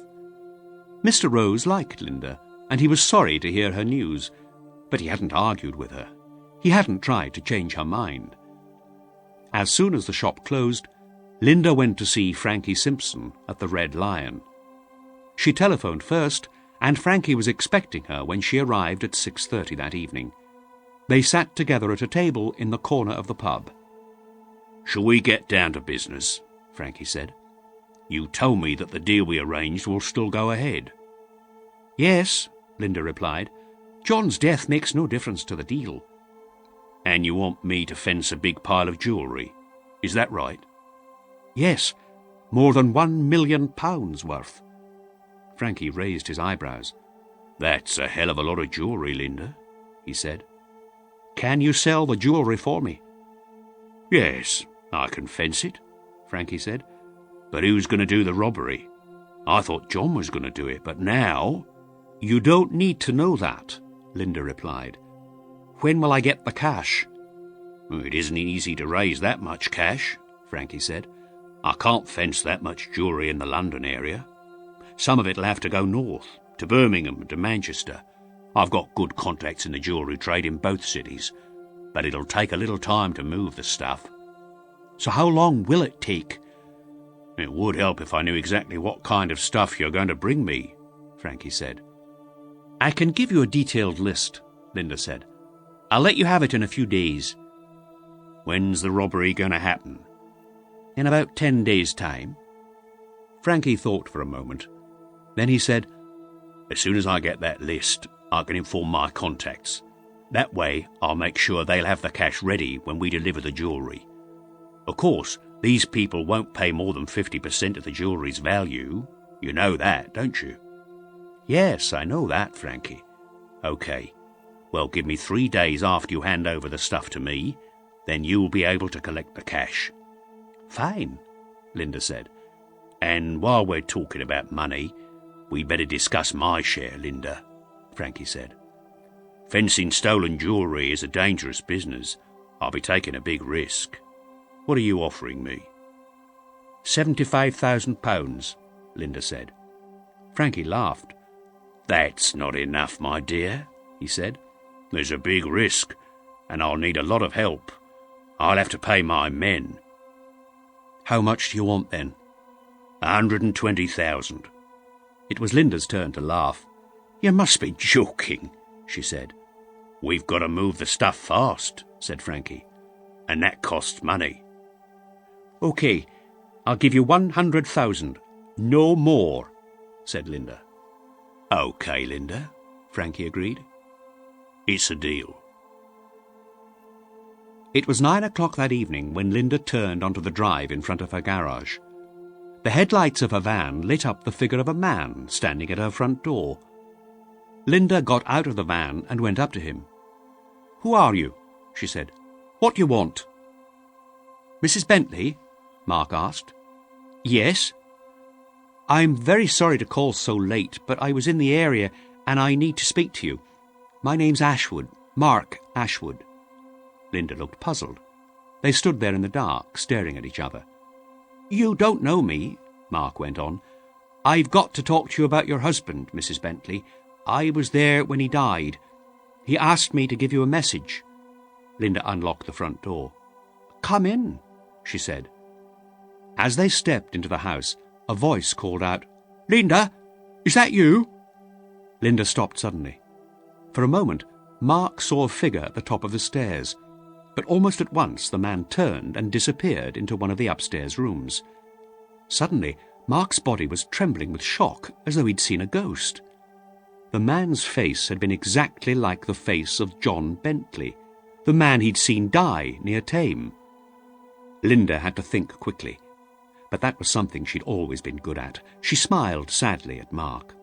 "A dear friend of mine is keeping me company," she said, "and my friend wasn't expecting me to arrive home with anybody else, and my husband died so recently." She shrugged her shoulders. "Well, it doesn't look good to have a man in the house, does it?" Mark didn't know what to say. He felt foolish, and he wished he hadn't come. "I'm sorry, Mrs. Bentley," he said nervously. "Come into the living room," Linda said. "I'll make us some tea." Mark sat down in the Bentleys' living room and listened to the sounds of the woman making tea in the kitchen. He was confused. What was happening here? The man in the wrecked car had given him a message for his wife, Julie. but the man at the top of the stairs had called out, "Linda, not Julie." Soon the woman came into the room carrying tea things on a tray. She poured tea into 2 cups and handed one to Mark. "You must think I'm a terrible person," she said. "But the truth is, my husband and I weren't very happy together. Perhaps you understand. Are you married yourself?" "No, I'm not," Mark said, sipping his tea. It was time to say what he had come here to say. "Your husband was driving in front of me that night, Mrs. Bentley," he went on. "The road was covered in ice. I saw his car spin on the ice and crash into a tree. I stopped to help him. Before he died, he asked me to speak to you. I'm sure he said, 'Tell Julie I'm sorry.' Those were his last words. But if your name is Linda, not Julie, perhaps I misunderstood him." "Perhaps my husband was confused," Linda said. "Yes, perhaps he was," said Mark. "I'm glad you came, Mr. Ashwood," Linda said. "It was very good of you to visit me." She smiled.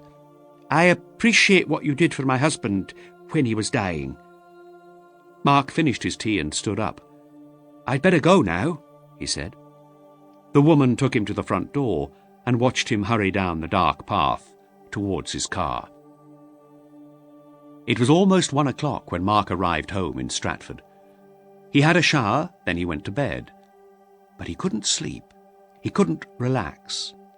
His meeting with Mrs. Bentley had worried him badly. Had the Bentleys' marriage really been so bad? It must have been, he thought. Only a few weeks after her husband's death, Mrs. Bentley hadn't seemed unhappy, and she'd had another man in her house, a man who looked exactly like her dead husband. It was all very strange. And as John Bentley was dying, he had spoken about his wife, calling her Julie. But Mrs. Bentley seemed to be called Linda, not Julie. That was strange too. There was a puzzle here, and Mark wanted to solve it. He thought about these things for hours, until he finally fell asleep. The next morning, he got up later than usual. He was tired after his restless night. He took his daily national newspaper from the letterbox and went into his kitchen to make some breakfast. He read the newspaper while he ate. For the second time in 2 days, he had a shock.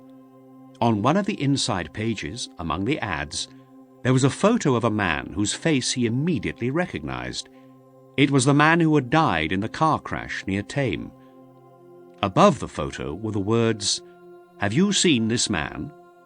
Below it, there was a brief description. Colin Fenton, 35, disappeared on the evening of the 10th of January. If you have any information about him, please phone Julie Fenton on 01522 35912. Had Mark now found the Julie he was looking for? There's certainly a puzzle here, Mark thought.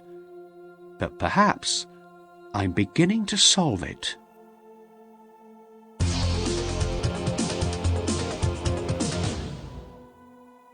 Chapter 11. The Visit. On the morning that Julie Fenton's ad appeared in the newspapers, she didn't go to her office. She stayed at home, hoping for news. During the morning, 2 people phoned her. They both called to say that they thought they'd seen Colin on the day of his disappearance. They both thought they'd seen him at a service area on the M4 motorway near Swindon. This information didn't help Julie much. She felt no closer to finding Colin. Just before 1 o'clock, the phone rang again. It was a call from a police officer. Colin's car had been found at Heathrow Airport. That afternoon, Julie went to collect the car. A police officer from Heathrow met her and took her to the BMW, which was in one of the long-stay car parks. It was not damaged in any way. "You say you found nothing belonging to my husband inside the car?" Julie asked. "Nothing, madam," the officer replied. Julie opened the driver's door and looked inside. Then she looked inside the boot. "My husband had some luggage with him, a suitcase and a briefcase. Didn't you find those?" "I'm afraid not, madam." "What was he doing here at Heathrow Airport?" "I'm very sorry, madam," the police officer said. "We don't know, but we think that he probably got on a plane. Perhaps he wanted to leave the country. Did your husband have his passport with him?" That evening, Julie looked in the drawer of Colin's bedside table. He usually kept his passport in the drawer. When she didn't find it, she wept tears of anger and grief. She didn't want to believe that Colin had abandoned her. She and Colin had had a difficult marriage. Colin had been irresponsible sometimes, and sometimes he'd been thoughtless. But he wasn't a cruel man. Julie was sitting in the dark, too tired to switch on the light, when the phone rang. She felt for the phone and picked it up. "Julie Fenton?" a man's voice asked. "Yes. My name's Ashwood, Mark Ashwood. I saw your ad in the newspaper. I believe I've got some information about your husband." Julie went cold. "Do you know where he is?" she asked. Mark was not sure how to answer. "No, not exactly, Mrs. Fenton," he said. "I'm sorry, but the news I have isn't good. I'd prefer to meet you and speak to you. Perhaps I could meet you tomorrow." Julie was suspicious. Why did this man want to meet her? What was stopping him giving her the information over the phone? "If you're going to tell me that my husband has left the country, I already know that," she said. "I'm afraid you're wrong about that, Mrs. Fenton," the man said. "But I won't say any more just now. I'd really like to tell you when I meet you. Although the information I have isn't good, I believe it will help you. Can I come and see you tomorrow?" Julie wasn't happy about the man's request, but finally she agreed to meet him. "All right," she said. She gave him her address. "What time can you be here?" "Is 10:30 okay?" the man asked. "Yes, 10:30's fine," Julie said. "I'll see you tomorrow then," the man said. "Goodbye." Julie put the phone down and switched on the light. She realized that she hadn't eaten that evening. She was confused and tired. After some hot tea and a little food, she tried to do some work at the kitchen table, but it was hopeless. Soon she went up to bed. The doorbell rang while Julie was still eating breakfast. She'd slept till 9 o'clock, and she hadn't been downstairs long. "Come into the kitchen," she said to Mark. "Let me give you some coffee. I'm having some myself." Mark followed her into the kitchen. The table was covered in papers where Julie had been working the previous evening. Julie moved the papers and took a mug from the cupboard. Mark saw that there was a pile of unwashed dishes in the sink. Julie poured Mark's coffee and sat down at the table opposite him. "Sorry about the mess," she said. "I woke late." Mark looked at her. Her eyes were tired, her skin was pale. He tried to think of how he should begin his story. "This must be very difficult for you," he said. Julie sipped some coffee and nodded. "You told me to be prepared for bad news," she said. Mark was silent. "I need to know what has happened, Mr. Ashwood." "I'm afraid your husband is dead, Mrs. Fenton," Mark said slowly. He waited for a reaction, but there was none. "It was an accident," Mark went on. "It was quite late in the evening, about 10 o'clock. I was driving behind your husband along a narrow country road. He lost control of his car on some ice, and it crashed into a tree." "But why haven't I been informed?" Julie said. "The police would have told me if my husband had had an accident." "The police believed he was someone else," Mark said. "Someone called John Bentley." Julie laughed nervously. "What are you talking about?" she said. "For some reason, your husband was carrying John Bentley's documents," said Mark. Julie suddenly felt angry. This man seemed crazy. "Where did this accident happen?" she asked. "Not far from Thame, in Oxfordshire," Mark replied. "I'd been to London for the day, and I was driving home to Stratford-upon-Avon." "Let me tell you something, Mr. Ashwood," Julie said. "My husband's BMW was found undamaged in a car park at Heathrow Airport yesterday. And you're telling me that he died in an accident? Please, don't waste my time." "It was a Ford Escort, not a BMW," Mark said. "He must have been driving someone else's car, probably John Bentley's." Julie laughed again. "But why? This is crazy." "Listen, I realise that all this seems strange," Mark said. "That's why I didn't want to speak on the phone. But believe me, what I'm telling you is true." "I think you've made a terrible mistake, Mr. Ashwood," Julie said. "Please don't bother me with any more silly stories. I'm a busy woman." "The man I saw die was your husband," Mark said. "I'm sure of that. He told me your name, Julie. 'Tell Julie I'm sorry,' he said to me." "The man who died must have been this John Bentley," Julie said. "Not my husband." "I thought so too at first," Mark said. "So 2 days ago I went to see John Bentley's wife. But her name wasn't Julie. It was Linda." "And her husband was alive and well, I suppose?" Mark drank some of his coffee. "No," he said quietly. He knew what the woman was going to say next. "Ah, no doubt he died in a car accident," Julie said. She sighed deeply. "I think you'd better go, Mr. Ashwood." Mark stood up. "I know that what I'm saying is a shock for you," he said. "But it's true. I'm sorry if I've made you unhappy. I had to come here and speak to you. Your husband asked me to come. It was his last wish." Suddenly, Julie was crying. "Please, go now," she said. Mark took his business card from his wallet and put it on the table in front of Julie.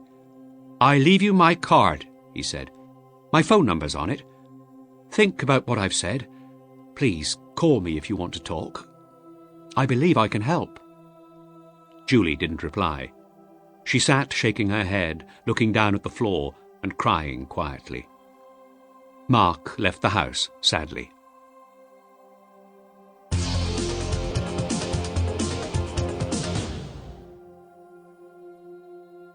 Chapter 12. The Robbery.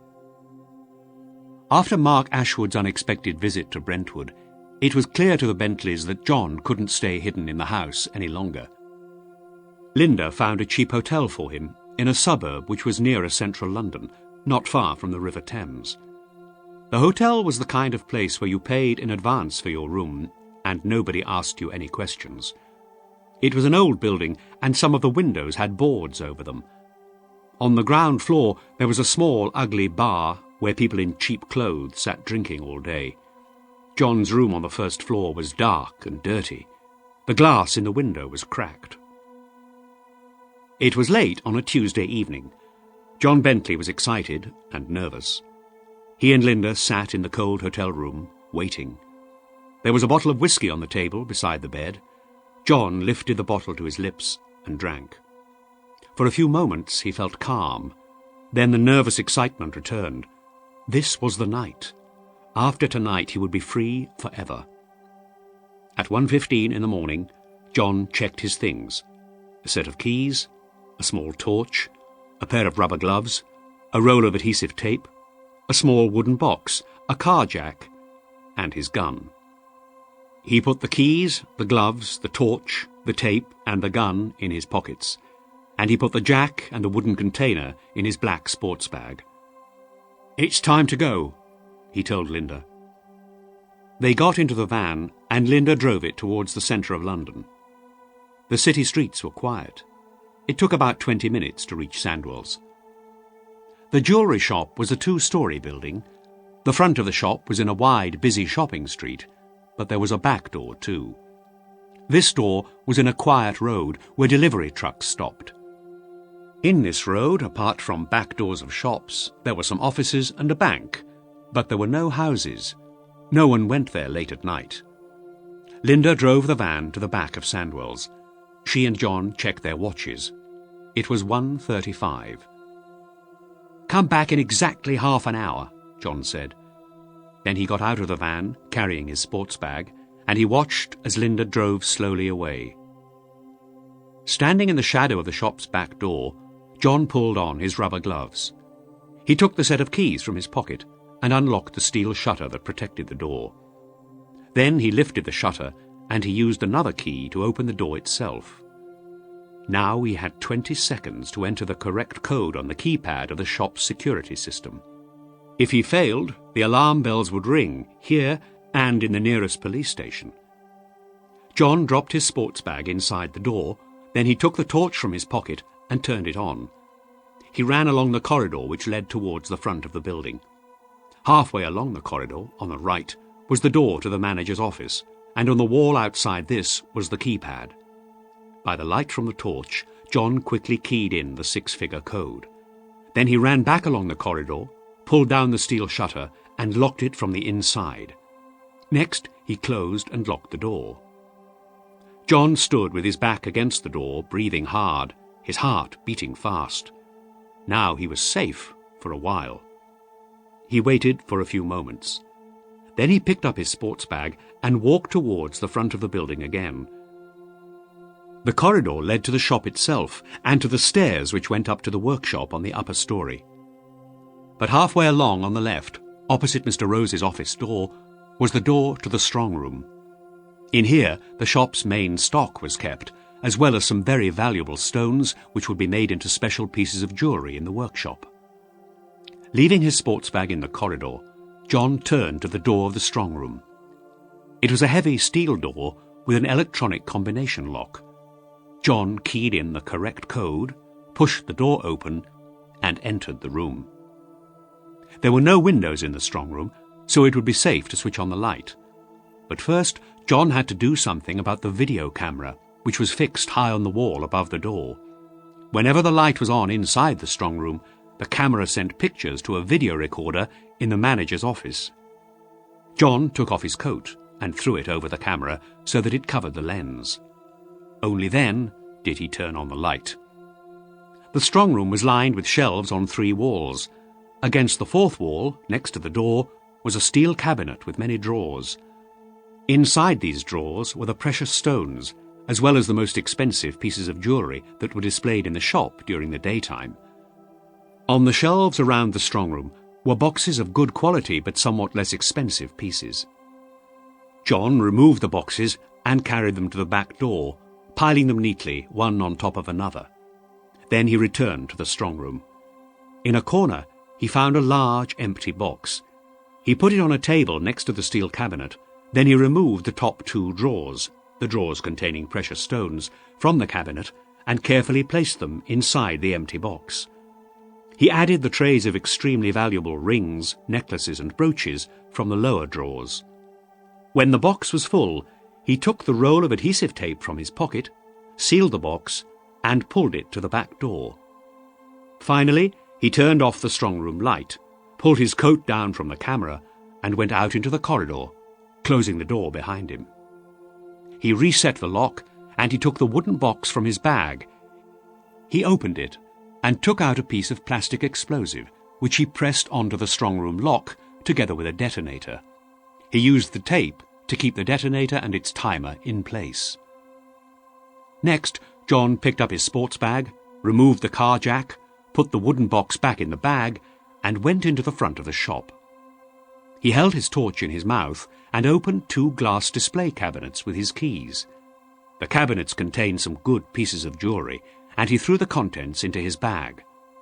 Finally, he relocked the cabinets and used the car jack to smash the glass. Then he took the sports bag to the back door and put it on the pile of boxes. He checked his watch. It was 5 minutes to 2. There was no time to lose. He had another 10 minutes before Linda returned with the van.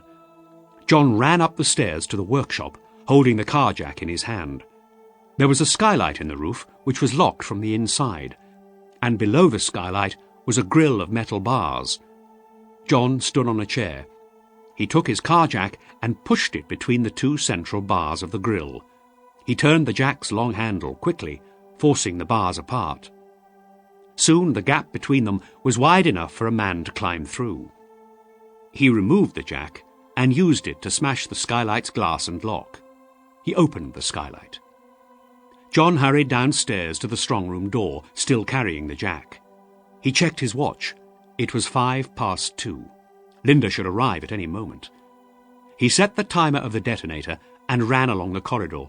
He leant against a wall and waited, breathing hard, wiping the sweat from his face with the back of his hand.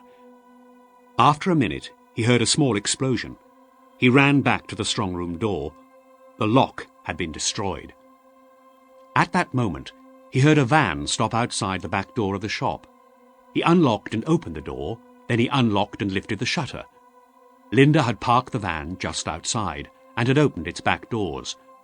John and Linda worked quickly, lifting the boxes from the corridor and sliding them into the back of the van. When they loaded the boxes, John threw in his jack and his sports bag. He closed the doors. Then he rushed back inside to the keypad and reset the alarm code while Linda started the van. Immediately, the alarm started ringing. The noise was terrible, and it seemed to fill the empty street. John ran back outside, closed and locked the back door of the shop, pulled down the shutter, and locked that. Then he jumped into the van, slamming the passenger's door behind him. Linda drove away down the street at high speed, the tires screaming as she turned the corner. But after a few minutes, she slowed down. Soon she was driving carefully towards the cheap hotel by the river. John got out of the van at the hotel, and Linda drove on till she came to the Red Lion. Frankie Simpson was waiting for her at the pub. It was 10 to 3 in the morning, and there was nobody in the street.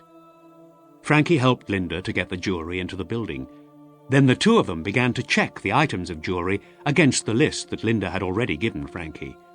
It was a long job, and it took them nearly 2 hours.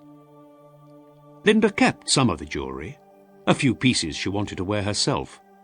The others she would sell later when she and John had escaped to Spain. While Linda had a drink, Frankie Simpson began separating and repacking the jewellery, ready for his men to deliver to other fences in London, Birmingham and Manchester. 2 days, Frankie said. You'll have your money in 2 days. OK. Right, said Linda. I'll meet you here on Friday evening. Coming around 5 o'clock, Frankie said. I'll be here, said Linda. When Linda finally got home, it was almost 6 o'clock. She went to bed for a while, but at 7:30 she was up again. She had to go to work. Linda arrived at Sandwell's at 10 to 9, as she did every Monday to Friday. 2 police cars were parked nearby. Linda walked into the shop, trying to look surprised. The other staff members were already there. They were standing together, talking. Uniformed police officers were examining the broken display cabinets. Mr. Rose was talking to a police inspector who was wearing a raincoat. Linda walked over to her colleagues. "What's happened here?" she said, looking around the shop. "And when did it happen?" "We think some thieves got in through the skylight in the middle of the night," one of them replied. "They smashed the glass and the lock, and they forced open the bars of the grille." "Are there any clues that will help the police to identify the thieves?" Linda asked quietly. "A well-organised gang, that's what the police think," the colleague replied. "There must have been several thieves, and they must have worked fast. They broke in at 2:05, that's when the alarm bells started ringing, and they'd gone when the police arrived at 2:15. The manager finished speaking to the police inspector. He came over to Linda and her colleagues. "The police have asked us not to touch anything here until they have checked for fingerprints," Mr. Rose said. "And they will talk to each of you to see if you know anything that might help them. Perhaps someone will make coffee for us all. I'll be in my office." One of the policemen came to talk to Linda. He asked if she had any ideas about who the thieves were, and he asked where she had been the previous evening.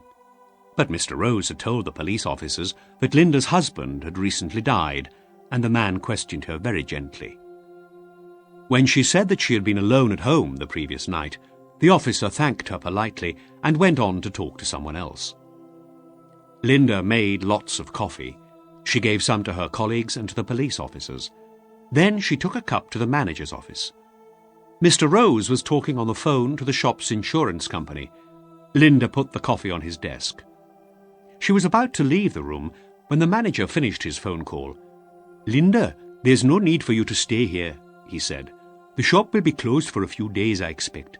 Since you're leaving at the end of the week anyway, you might as well finish work now. I expect you have a lot to do before you move to Scotland." "That's very good of you, Mr. Rose," Linda said. "I am very busy. There's a lot of packing and cleaning to do at the house." "Are you going back to Glasgow immediately?" "Yes," Linda replied. "I've been lonely in London since John's death. I need to move away. The sooner the better." "Do you need any help?" the manager asked. "I could send one of the others to help you if you want." "No, I can manage," Linda said. "But thanks anyway." "We'll miss you," Mr. Rose said. "We'll miss both of you. John was a good man and a hard worker." Linda looked down for a moment. "Yes," she said. A few minutes later, Linda left Sandwell's for the last time. She walked through the shop, stepping over pieces of broken glass, and out into the street.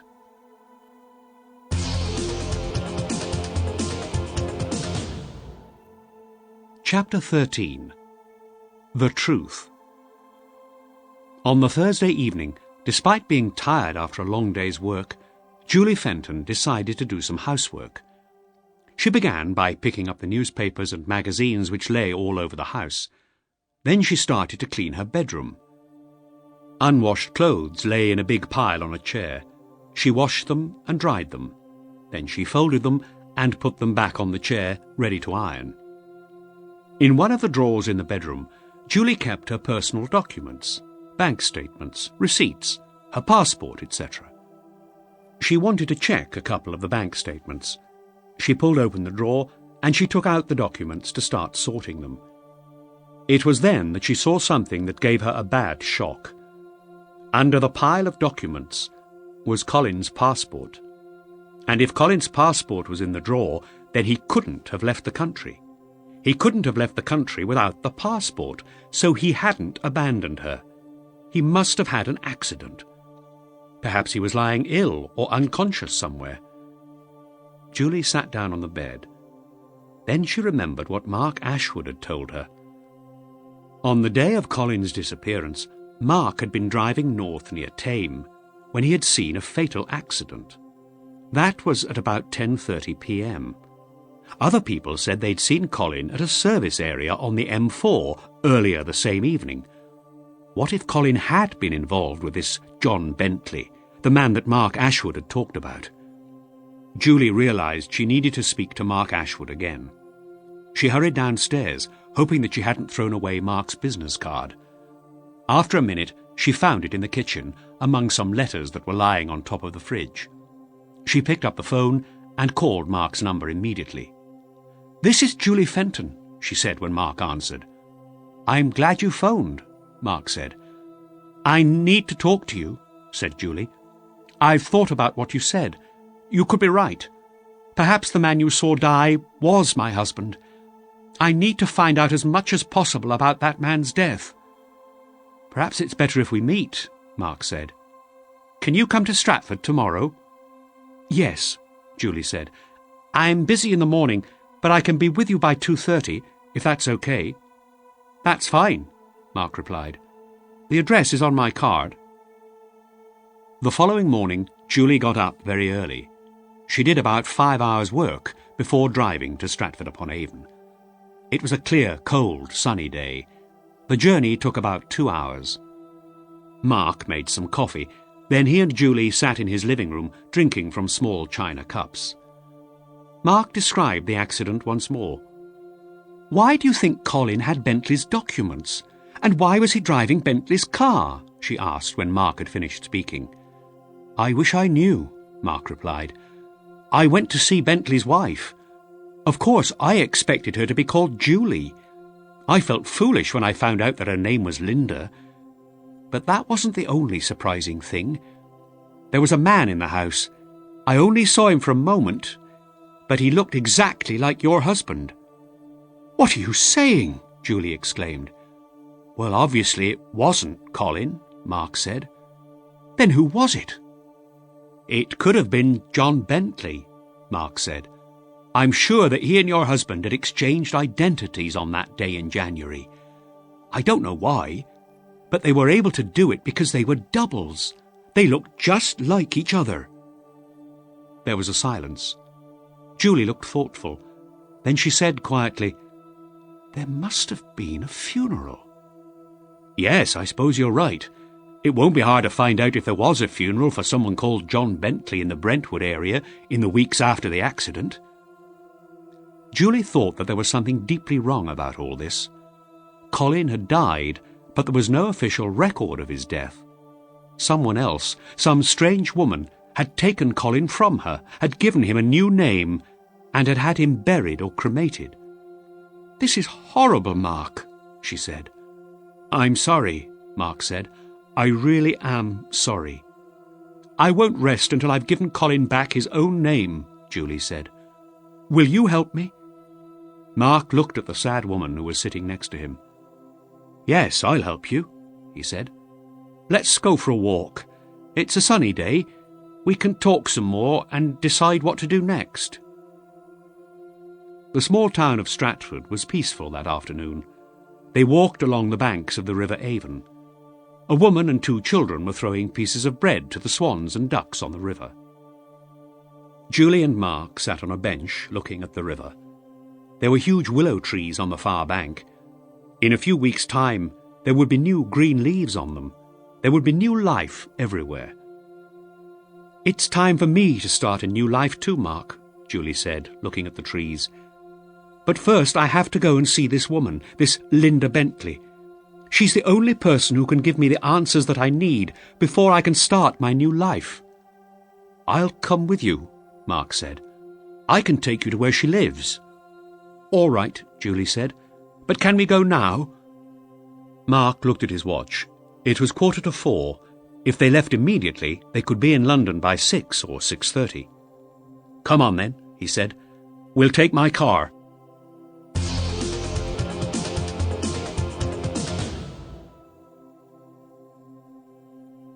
Chapter 14. The Chase. While Mark and Julie were driving towards London, Linda Bentley was making preparations to leave her house. A large suitcase lay open in her bedroom. Linda was filling it with some clothes and some other personal belongings. All her other clothes and everything else that she did not want to take with her were in plastic bags outside the front door. In her shoulder bag, she put her own passport and her husband's too. The fact that John was officially dead wouldn't stop him travelling. Linda hadn't told the British Passport Authority that he was dead, so he could still use his passport, and the border officials in France and Spain wouldn't know that he was officially dead, of course. Once they were in Spain, they could get themselves new identities and new documents. By around 3:30, Linda was ready to leave, but there was something she had to do first. She had to get her money from Frankie Simpson. She closed the suitcase and carried it downstairs to the hall. She drove the van to the Red Lion. Frankie was waiting for her in an upstairs room. Linda sat down opposite him. Frankie pointed to a hold-all by her chair. Linda opened it. It was full of banknotes. "I've counted the money," Frankie said. "It's all in £50 notes. They're in bundles of £5,000. Linda quickly counted the bundles. "Thanks, Frankie," she said. "If you ever need my help again," Frankie went on, "you know where to find me, Linda."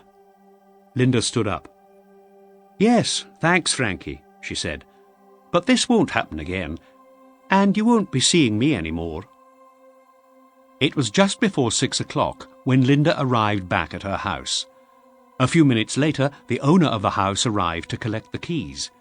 Linda brought her suitcase from the hall and put it in the van next to the hold-all.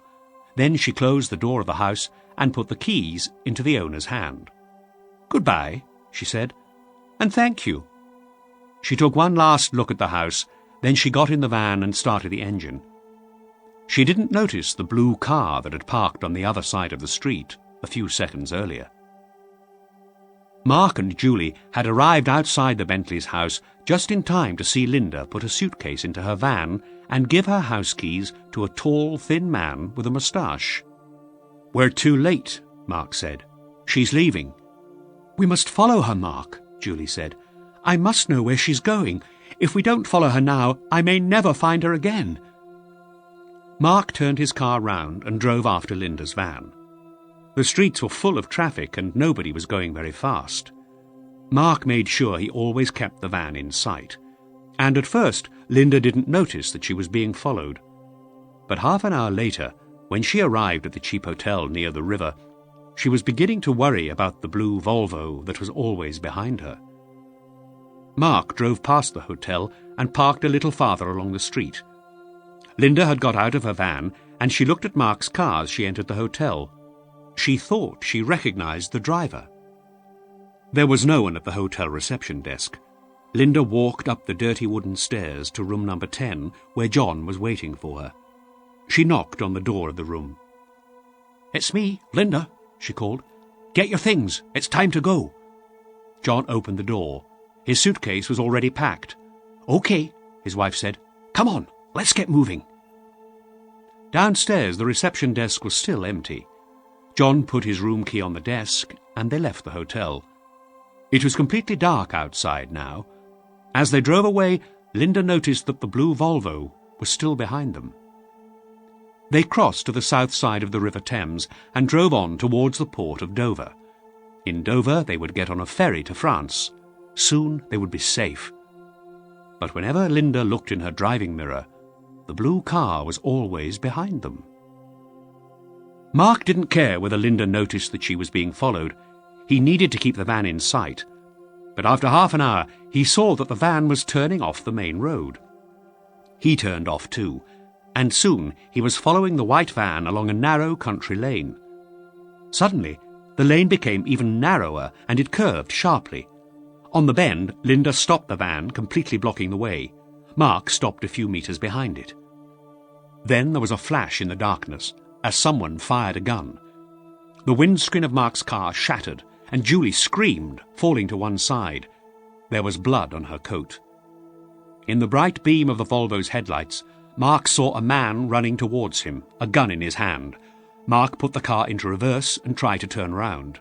But John Bentley was getting closer, holding the gun with both hands now and taking aim. Bentley ran towards the driver's door of the car.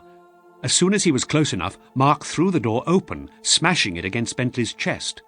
He heard the sound of gunfire again, but he did not know where the bullet went.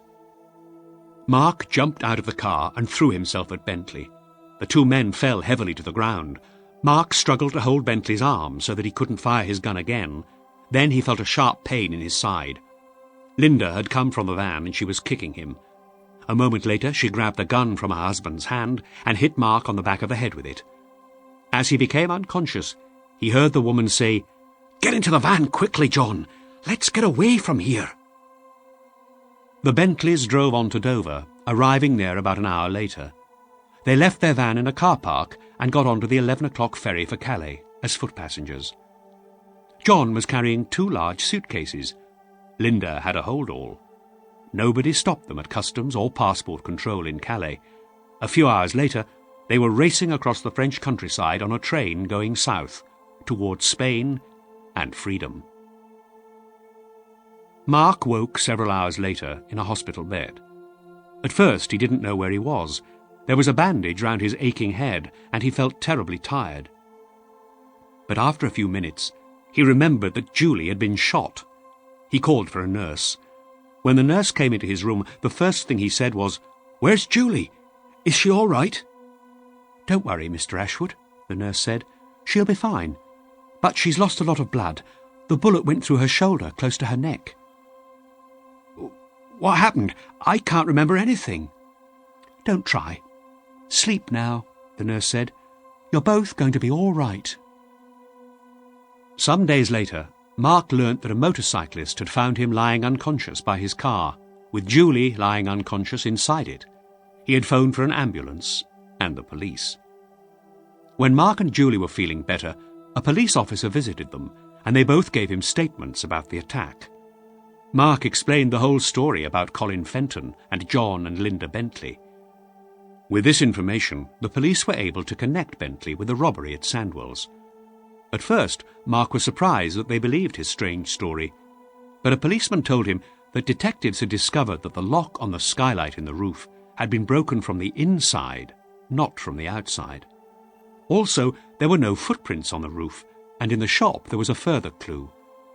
The way that the broken glass was lying in the display cabinets showed that the jewellery had been removed before the glass had been smashed.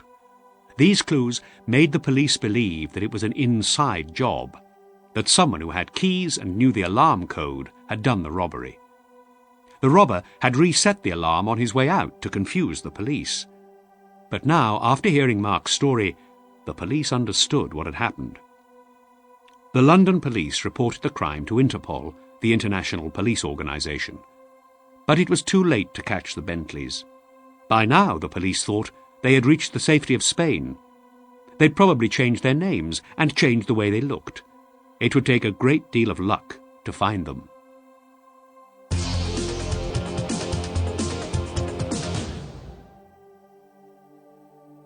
Chapter 15.